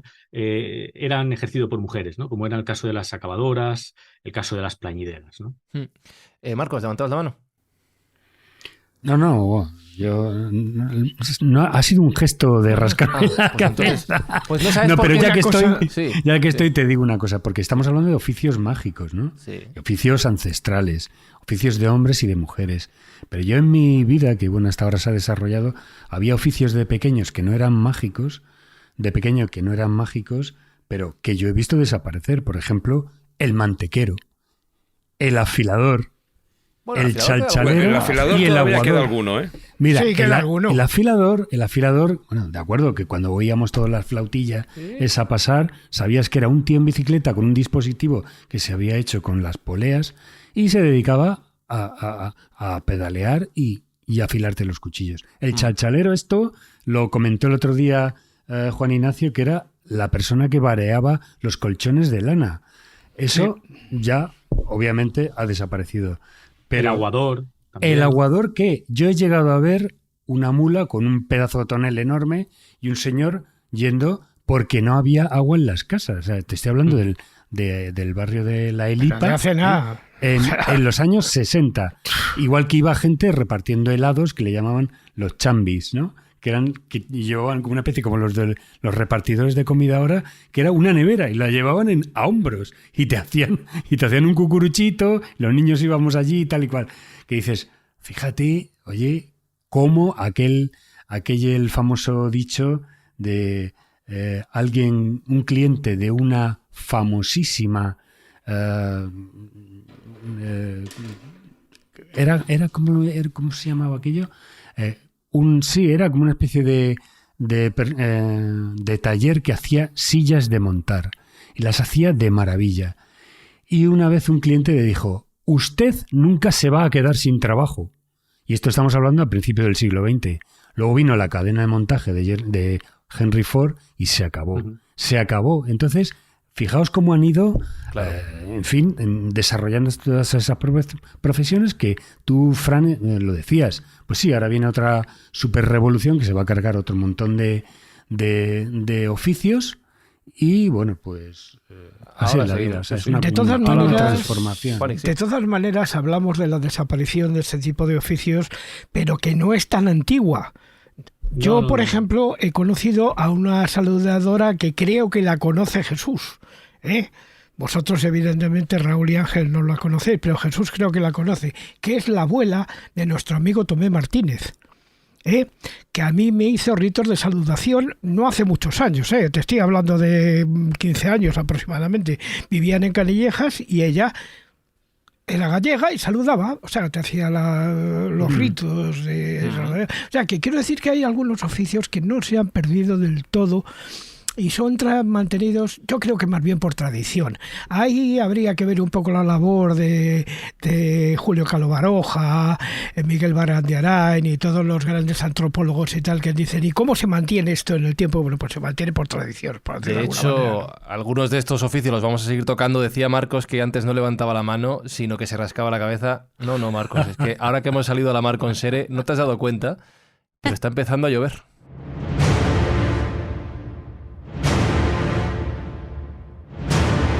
Joder, qué nube. Está el cielo negro. Nos va a caer la mundial. Poneos a cubierto, que viene tormenta gorda. ¿Cómo es esto, Ángel, de que antes había gente capaz de llamar, de convocar, de generar tempestades a voluntad? Y segunda pregunta, ¿para qué necesitamos a alguien que líe una tormenta gorda? Explícame esto, por favor. Estamos hablando de una profesión que se llama los tempestarios, pero primero tenemos que separar unos detalles. Antes de conocer el tempestario, como habitualmente lo conocemos, esa última profesión que tenemos, que es el hombre que se dedicaba a reducir el impacto de una tormenta, de una tempestad, incluso de una plaga también, antes de conocer esta figura, era todo lo contrario. Pensaba que el tempestario era el que provocaba las tormentas, según un escrito, una crónica de un religioso San Aguardo del siglo 8 o 9, que decía que venían unos barcos de ese país imaginario, se llama Magonia, que navegaba por encima de las nubes, un barco, y en esos barcos había una tripulación que eran magos, y ellos provocaban las tormentas, los rayos eran los tempestarios. Pero nosotros nos hemos enfocado en el tempestario que se dedica a frenar la tormenta. Normalmente eran clérigos, rara vez eran seglares. Y bueno, el objetivo de esas personas es intentar reducir la tormenta a través de oraciones e invocaciones a Santa Bárbara. Normalmente sabemos que Santa Bárbara es la patrona de las tormentas, de las lluvias y también de los fuegos artificiales. No tenemos alguno. Bueno, normalmente pues el tempestario subía a los llamados conjuranderos. Habían unos altos de unas pequeñas colinas, subían y hacían las bendiciones hacia los 4 puntos cardinales. Ahí se reunían gran parte del pueblo, o bien se podía dar el caso que subían lo alto de los campanarios. Desde allá arriba también hacían las mismas oraciones a Santa Bárbara, incluso hacían tañer la campana, porque también la campana ya sabemos que tiene unos elementos mágicos, también espantaba al diablo. ¿Pero por qué hacían esto? ¿Por qué lo hacían? Primero porque consideraban que todo lo que ocurría en el cielo, antiguamente, estamos hablando de una mentalidad antigua, todo lo que pasaba en el cielo era asunto de la divinidad. Si llovía o había una tormenta, se podía dar el caso de que Dios estuviera enfadado, habíamos cometido una herejía. Entonces, ellos lo asimilaban como un castigo. Pero ¿qué pasaba cuando no lo veían de esa forma, sino que pensaban que era la mano del diablo, incluso de un acto de brujería? Entonces es ahí donde entraba el tempestario, que es cuando salía realizando plegarias. Aquí en Valencia, por ejemplo, también tenemos un caso que ha ocurrido en una plaga de langosta que ocurrió en el siglo XVIII por las localidades de Játiva, Alcira. Se sacó el tempestario a realizar un exorcismo al campo. También realizaban exorcismos al campo. Y lo más curioso es que hubo un gasto inusual en velas. Se hicieron un montón de procesiones. Evidentemente se hizo rico. Los párrocos de esas zonas se hicieron casi millonarios. Entonces la iglesia de aquí de Valencia puso fin a los tempestarios. Eso fue uno de los últimos trabajos que hizo el tempestario aquí en la localidad de Valencia, fue a causa de esa plaga, porque vieron que no servían para nada, solamente para llenarse los bolsillos a costa de la ingenuidad de aquellos habitantes de aquella época. ¿Jesús? Sí, el caso de los tempestarios o de los conjuradores de nublados, ahí sí que tiene que ver mucho con la superstición y por supuesto es un oficio que ha desaparecido a medida que hemos conocido más lo que es la meteorología. Todo surge alrededor de 2 elementos básicos en el pasado, y era que cuando no se entendía muy bien cómo se formaban estas tormentas de granizo, en fin, estos rayos que por cierto, pues asolaban muchas veces los campos y claro, eso provocaba hambrunas y siempre se consideraba que una maldición, un castigo por los pecados cometidos por ese pueblo. Entonces, hay que asociar 2 elementos. Por una parte, que se pensaban que estas nubes venían cabalgadas por demonios, ¿vale? Entonces ahí entran todos los mitos, por ejemplo, de los nuberos, reñuveros, tronantes, escoleres, en fin, muchos de esos mitos que sobre todo se dan en Galicia, en Cantabria, en Asturias y en el País Vasco, pensando que eran los causantes de estas tormentas, por eso, porque algo había hecho ese pueblo para merecer una granizada de esa forma que arrasaba, ya digo, todos los campos, incluso podía matar también animales. ¿Qué ocurre? Que había personas humanas que se pensaban que tenían el poder de conjurar esos nublados y por lo tanto de exorcizar a los demonios que cabalgaban las nubes. Ahí están los tempestarios. Claro, dentro de los tempestarios utilizaban distintos métodos. Uno de los métodos era, pues eso, a través de las oraciones a Santa Bárbara, enarbolando, por ejemplo, una cruz de Caravaca. Los campaneros, por cierto, que también es un oficio a extinguir también, el tente nublo cuando se tocaba en los momentos en que llegaba esta tormenta, con el peligro que eso conllevaba, porque no había pararrayos en aquella época y claro, si tú estás tocando la campana de hierro cuando hay una tormenta de estas características, lo normal es que te cayera el rayo directamente a ti y te dejara como la ceniza de un puro, ¿no? Que no había que soplarla hasta que llegara el forense. Un poco frito, claro, ¿no? explicando un poco lo que decía Gila. Es decir, ese tipo de cosas estaba dentro de esa mentalidad porque se pensaba que era así. De hecho, los tempestarios, como humanos, aparte de todo el mito de Agobardo, de León y de Magonia, que además lo utilizó muy bien Jacques Vallée, ¿no? En Pasaporte Magonia, Los tempestarios, estas personas que se pensaban que tenían un poder determinado para conjurar las tormentas, bien subidos a estos conjuraderos o bien aplicando pues disparos o lanzando determinados objetos a las nubes, se les pagaba una iguala porque se pensaba que si tenían ese poder de descargar la tormenta en el lugar que ellos les diera la gana, muy bien, tú pagabas a esos tempestarios una iguala, es decir, un salario mensual a cambio de que o bien deshaciera la tormenta o bien anegara pues el campo del pueblo de al lado, que ya sabes que siempre los pueblos estaban con esa competencia y con esa enemistad. Bueno, pues todo esto poco a poco fue desapareciendo a medida, evidentemente, que se fue conociendo cómo eran las nubes, en fin, los fenómenos atmosféricos y los fenómenos climáticos, hasta el punto de que muchos sacerdotes estaban implicados en esto, porque se pensaba, como bien decía Ángel, en aquella época la gente era analfabeta. ¿Quién son los que sabían leer, por ejemplo, los conjuros dentro de un grimorio o en los evangelios? Pues eran los curas. Entonces los curas también se les pagaba para que hicieran este tipo de conjuros.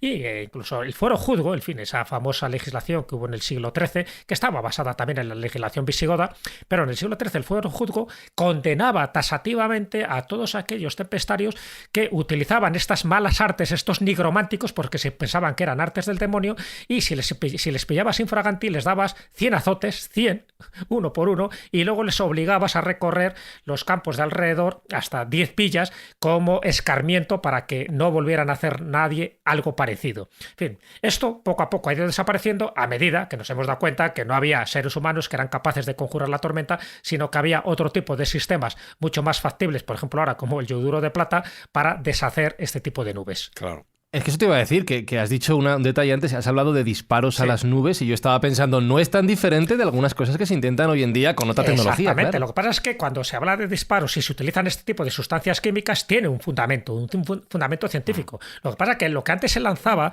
eran zapatos o se disparaba directamente salvas a las nubes, porque dentro de la superstición había que romper la nube. Zapatos. Había otro método muy simbólico también, pero de magia, que era colocar todo lo que tuviera una especie de filo de punta, como podía ser una hoz, como podía ser unas tijeras, se colocaba en dirección a la nube, pensando que si tú se lo colocabas en la puerta o en el alféizar de las ventanas, también estaba rompiendo la nube, ¿no? La nube que era cabalgada por este tipo de demonios o por brujas.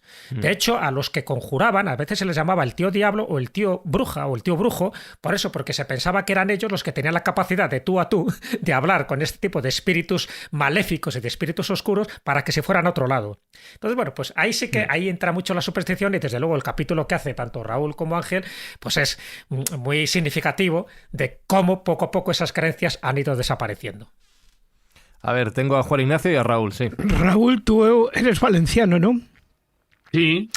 ¿Has conocido a Francesc Job Piballó? Ahí está la pregunta. Campanero. Pues era el jefe, fue, vamos, uno de los grandes estudiosos del mundo de las campanas.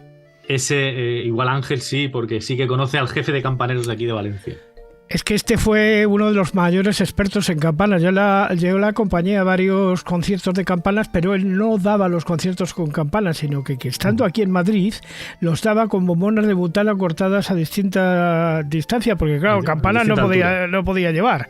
Entonces yo lo conocí a este hombre y me pareció excelente, porque me enseñó mucho sobre los distintos toques que se dan, el ángelus, el tentenublo, en fin, arrebato, toca de difuntos, en fin. Toque de difuntos, sí. A raíz de lo que estaba ya comentando Jesús, es verdad, porque hemos investigando, Ángel y yo hemos visto que para deshacer esas tormentas, en muchos campos se hacía una cruz de sal.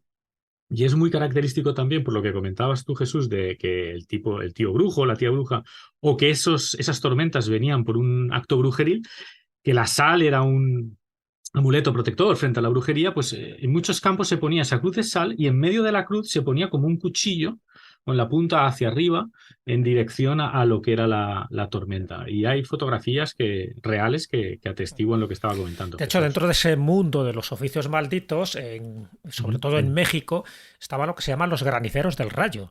Es decir, ¿sabes qué? Claro, el chamán es uno de los oficios más antiguos del mundo, ¿no? Junto con el cazador, con el recolector, luego están los agricultores, luego están los guerreros, pero el chamán, como tal, era un oficio. Bueno, ¿quién se hacía chamán? Bueno, pues hay una variante muy significativa que tiene que ver con esto de las tormentas y es en México. Entonces es el granicero del rayo.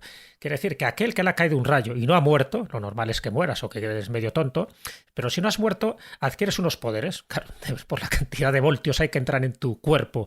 Bueno, pues esos se consideran que son graniceros porque tienen la capacidad, un poco como pasa con los bedoiros en Galicia, otro oficio maldito, es decir, que pueden ver el más allá y pueden ver incluso las próximas muertes de las personas más allegadas. Pues con los graniceros adquieren ese poder y se consideran que están investidos de ese poder, pues por el dios Tlaloc, por el dios de la lluvia, por ejemplo, o por el dios Chac, es decir, dentro de esa mitología tanto maya como azteca. Bueno, y es muy llamativo porque de alguna forma son como hacedores de la lluvia, pueden saber cuándo va a caer una granizada, pueden deshacerlo, se pueden poner en contacto con los que están detrás de esa granizada. En fin, son esos graniceros del rayo, muy llamativo, como una distinción, una especialidad más dentro del mundo chamánico, en este caso en Mesoamérica. Hay una novela magnífica que se llama El dios de la lluvia llora sobre México, que si no la habéis leído yo os lo recomiendo. Habla de todo esto que ha dicho Jesús. Fíjate, a modo de curiosidad, yo conocí en los años 90 una persona que le habían caído 3 rayos. Sí, bueno, hubo 3 rayos y estaba dando conferencias, vino aquí en España y estaba en Madrid y tal. Yo lo recuerdo porque además había adquirido, o sea, tenía, yo no sé si exactamente cómo era la historia. Hoy en día ya tendrá pues como unos 90 años o más, ¿no? Pero él estaba dando las conferencias porque parecía como que a partir de ese momento, igual que en la película Phenomenon, ¿no? que todos podemos ver, ¿no? Pues que él a partir de ahí él utilizaba y tenía la capacidad de sanación, supuestamente, ¿no? Entonces, pero claro, una persona que le caigan 3 rayos y que siga vivo, pues cuanto menos parece como tocado por el dedo de Dios, ¿no? Pero me hace uno que le cayó 7, respecto a esta persona. A Roy Sullivan, que está demostrado. Pero, sí, Roy Sullivan, 7 rayos, sí. Que me hace gracia que hablas de él sin saber, pues tiene 90 años, podría haber fallecido, pero tú ya has asumido que es inmortal. Si le han caído 3 rayos, es que tendrá chico, 90 años, 95, lo que le echen. Y al final que va a morir de una gripe, ¿no? O sea, vas a ver, pobre hombre. Pero habría que preguntarle, David, el origen de la palabra que me parte un rayo. ¿Sí o no? Pues, ¿cuál sería el origen? No le partió. ¿Cuál es el origen de esa frase? Que me parta un rayo. El origen de la palabra que me parta un rayo puede haber sido por Santa Bárbara, porque tiene esa leyenda. Cuando Santa Bárbara pues, abrazó la creencia cristiana, su padre, ya lo sabemos, se había negado que no, se la llevó al monte, allí la habían degollado. Justamente en ese momento cae un rayo, lo fulmina. Entonces a partir de ahí genera esa leyenda también que me parta un rayo posiblemente, o... Solo te acuerdas la frase, solo te acuerdas cuando el trueno suena. Esas alegorías al suceso de Santa Bárbara. Es una maldición, al fin y al cabo, ¿no? Eso que te parta un rayo, al fin y al cabo es una maldición. Es como diciendo desear el mal a alguien. Entonces... Mal divino, mal divino, sí, porque si es el rayo es como yo no te he matado, ha sido los dioses, ¿no? Ha sido el dios Taranis de los celtas el que te ha matado, el dios Thor, el dios Odín. En fin, es una especie de conjuro que se utiliza también, claro, fíjate, a Santa Bárbara, que llama mucho la atención porque sabéis que en la remodelación que se hizo del Santoral en los años 60 en el Vaticano, hay muchos santos y santas que quedarán descabalgados de esa santidad, por lo menos de esa santidad universal. Otra cosa es la santidad popular, y una de ellas fue Santa Bárbara, ¿no? Igual que San Valentín, igual que Santa Úrsula, igual que San Cristóbal y tantos y tantos. O sea que Santa Bárbara, credibilidad histórica no tiene ninguna, pero a ver que la descabalga de esas creencias, sobre todo para cuando llega una tormenta. Solo te acuerdas de Santa Bárbara cuando truena. Cuando truena, eso iba a decir. Que visto lo visto, que Santa Bárbara nos proteja, no sea que nos haga falta en el camino.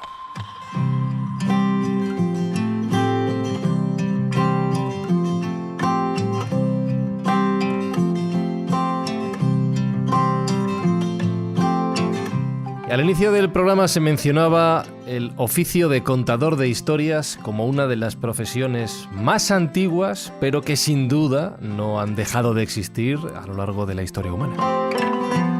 Y supongo, Jesús, que la de contador de cuentos va dentro de esta profesión genérica, ¿no? El contador de cuentos existirá, yo creo. Sí, siempre. bueno, al final es lo mismo. El contador de historias, el contador de cuentos, el contador de relatos, al final es lo mismo, ¿no? Con la variante que tú le quieras dar, incluso una epopeya. Pero sí, yo creo que sí. Yo creo que es de los oficios más antiguos del mundo, vamos. No me cabe ninguna duda de que eso ha sido tal cual. Alrededor luego por la noche, cuando se terminaba la caza y cuando se terminaba las faenas agrícolas o lo que fuera, pues se reunían alrededor del fuego y se contaban sus historias. Y había alguien que las contaba mucho mejor y era el tusitala, era el contador, era el cuentacuentos especializado un poco en esa materia. Bueno, pues he traído una que me llamó mucho la atención cuando la leí en su momento y que tiene que ver con un escritor gallego, con Álvaro Cunqueiro. Yo creo que es un referente, ¿no? Cuando se habla de los curanderos en Galicia. Álvaro Cunqueiro, que murió en el año 1981, pues sabéis que era un gran novelista, tiene muchas novelas, poeta, dramaturgo, periodista, pero también un gastrónomo, varios de los libros que tienes de gastronomía. Bueno, pues, y muchas, sobre todo muchos relatos fantásticos. Hay uno en especial, a mí como, en fin, como ya sabéis que me encanta todo lo que tenga que ver con las tradiciones y sobre todo con los que han recogido esas tradiciones in situ, ¿no? Pues un poco dialogando con los auténticos testigos. En el caso de Álvaro Cunqueiro, en su libro este que voy a citar, que es Escola de Menciñeiros, menciona a los menciñeiros. Fíjate, es una palabra que no habíamos mencionado hasta ahora, lo cual es raro, porque es equivalente, es sinónimo de la palabra curandero. Los menciñeiros prácticamente lo curan todo. Con ensalmos, con hierbas, con oraciones, con todo tipo de cosas. Bueno, pues en esta escuela de menciñeiros él hace una mención a distintos menciñeiros, distintos curanderos que él tuvo el gusto de conocer y de entrevistar.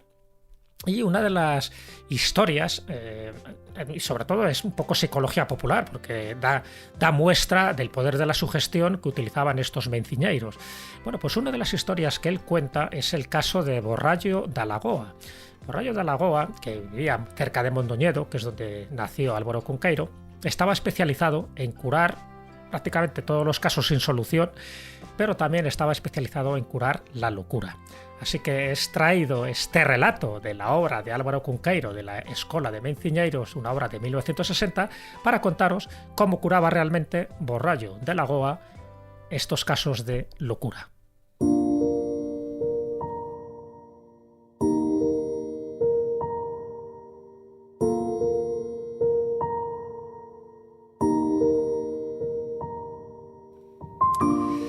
Borrallo de Lagoa era el vino, y como tal tenía muchas propiedades especiales. No le afectaban las tormentas ni los rayos y era inmune al mal de ojo. Era muy simpático. Hacía reír con la misma facilidad con que hacía llorar. Los enfermos acudían a él después de haberlo probado todo, incluso el médico de Santiago. Lo primero que hacía era cambiarle el nombre al enfermo. Después, por la noche, lo llevaba a un prado y le decía: «Desvístete tal como viniste al mundo».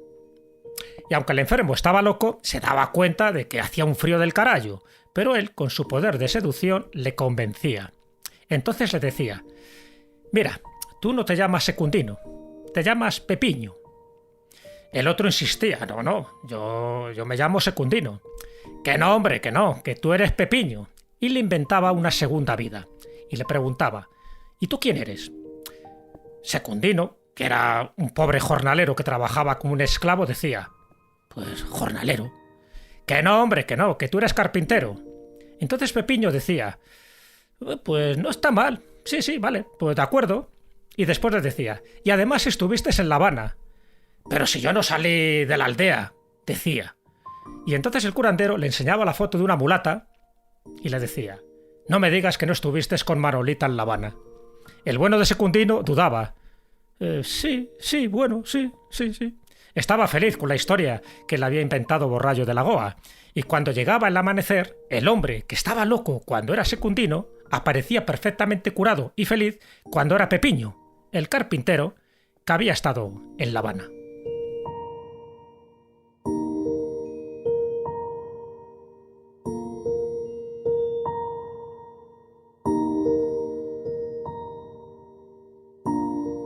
Tú lo has dicho antes, Jesús, aquí se cura el que quiere imaginarlo o el que se inventa una vida mejor. ¿Por sí, qué es no? un poder de sugestión, pero esto es un caso real. Esto es un caso real que cuenta Álvaro Cunqueiro, que él conoció a este hombre algo insólito, algo único, pero bueno, inventando una vida. Estamos claro de una persona orate, ¿no? Una persona que había perdido un poco el juicio, pero que con esa nueva vida que le había dado, él se sentía feliz y bueno, pues en parte había curado esa enfermedad. Me llama mucho la atención cuando leí este libro, que por cierto recomiendo a todos los oyentes, porque es cierto que este tipo de curanderos pues ya han pasado a mejor vida, todos ellos han muerto y ninguno ha seguido un poco esa tradición.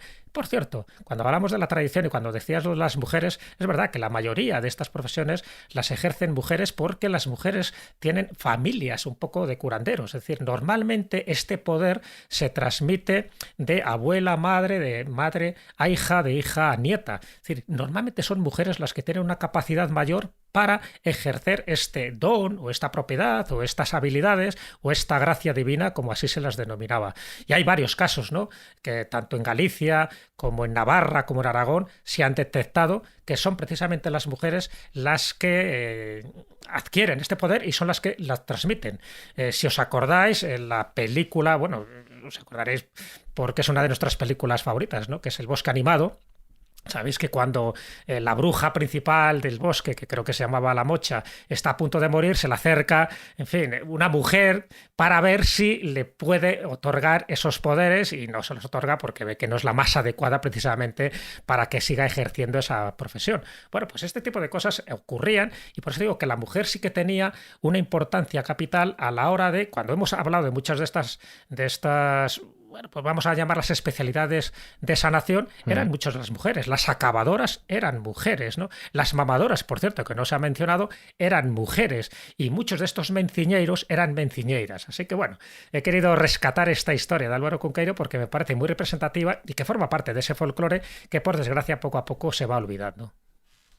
Y al que hemos rendido homenaje, al que han rendido homenaje Ángel Beitia y Raúl Ferrero en su libro Oficios mágicos y ocultos, editado por Almuzara y que, por supuesto, os recomendamos que consultéis, que leéis, que busquéis escobuleros si queréis saber más sobre todos ellos, todas estas profesiones que hoy hemos repasado en la escóbula de la brújula. Ángel Beitia, no sé, ¿qué tal ha sido el debut? ¿Cómo te has sentido? Bien, pues la verdad, me he sentido muy a gusto.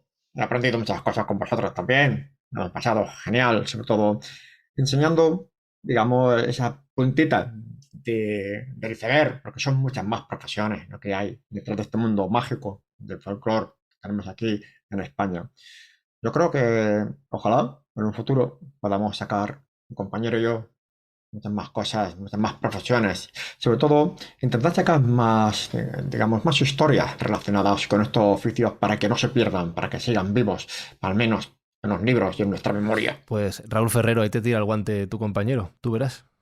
Sí, bueno, yo con Ángel lo que haga falta, ¿no? Yo para mí es un amigo, es un profesional, y bueno, tiene un enorme conocimiento, ¿no?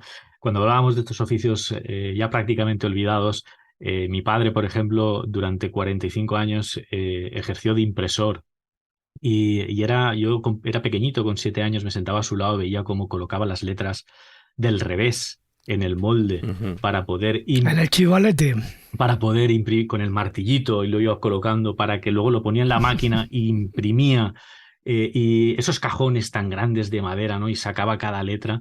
Pues bueno, yo desde aquí yo lanzo que la gente conozca estos oficios, que adquiera este libro, porque son oficios que no deben de caer en el olvido, es un legado ancestral para nuestros descendientes y que deben de conocer. Y sobre todo, si alguien quiere adquirir el libro, que vaya al librero de barrio, a esa librería de toda la vida, y que lo encargue allí, porque lamentablemente es otro de los oficios, el del librero, ese librero de viejo, ¿no? Que esperemos que Ángel y yo, si hacemos un segundo libro, pues no tengamos que hablar de un oficio también olvidado. Pues... muchísimas gracias a todos vosotros, se os tiene en gran estima. Y la verdad es que me he encontrado muy a gusto y con ganas de compartir pues todos estos oficios que hemos tenido de aquí. Pues habrá más veces, más ocasiones. Gracias a los dos chicos y un abrazo fuerte desde aquí, desde Escobulandia. Un abrazo. Buenas noches.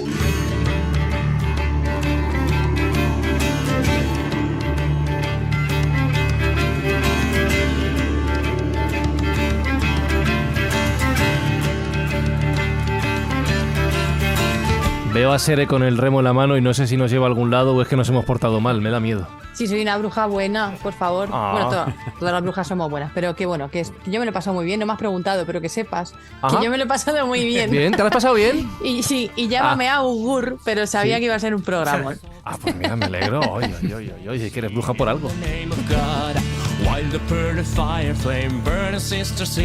Juan Ignacio Cuesta, hasta la semana que viene. Hasta la semana que viene y ya hablaremos. Ya hablaremos, David Sentinella. Sí, yo lo que espero es que, tal cual con el tema del cambio climático, ¿no? A ver si surge una nueva profesión, ya que desaparecen algunas, que aparezca alguna nueva, de alguien, por favor, que haga que el verano no sea tan caluroso. Creo que vamos listos, Marcos Carrasco. No, eso no va a pasar. Qué iluso, mi compañero David. Sí, pero bueno, yo ya me estoy por pedir que no quede. Me estoy pertrechando de ventilador y aire acondicionado para lo que va a caer. Ya. Bueno, que hemos aprendido mucho. Encantado con los invitados. Un abrazo fuerte.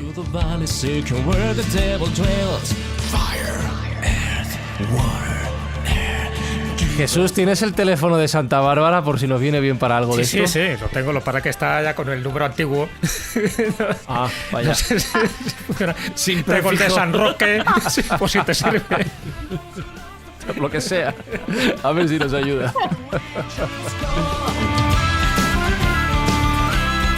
Bueno, escobuleros, pues llueva, truene, nieve, haga sol, 40, 50 grados, cambie el clima o no, aquí nos encontramos en Escobulandia, que permanece inasequible al desaliento, al tiempo, al cambio climático y a lo que le echen. Ya sabéis que estamos en Facebook, en Twitter, en Instagram, facebook.com/la escóbula de la brújula, en Twitter, Instagram, @escobuleros, y que en nuestro canal de iVoox tenéis la Extróbula, cada semana más escóbula, si no habéis tenido suficiente con las 2 horas de programa. Dicho todo esto, nos escuchamos en 7 días. Saludos de Fran y Justiza y hasta la semana que viene. ¡Chao!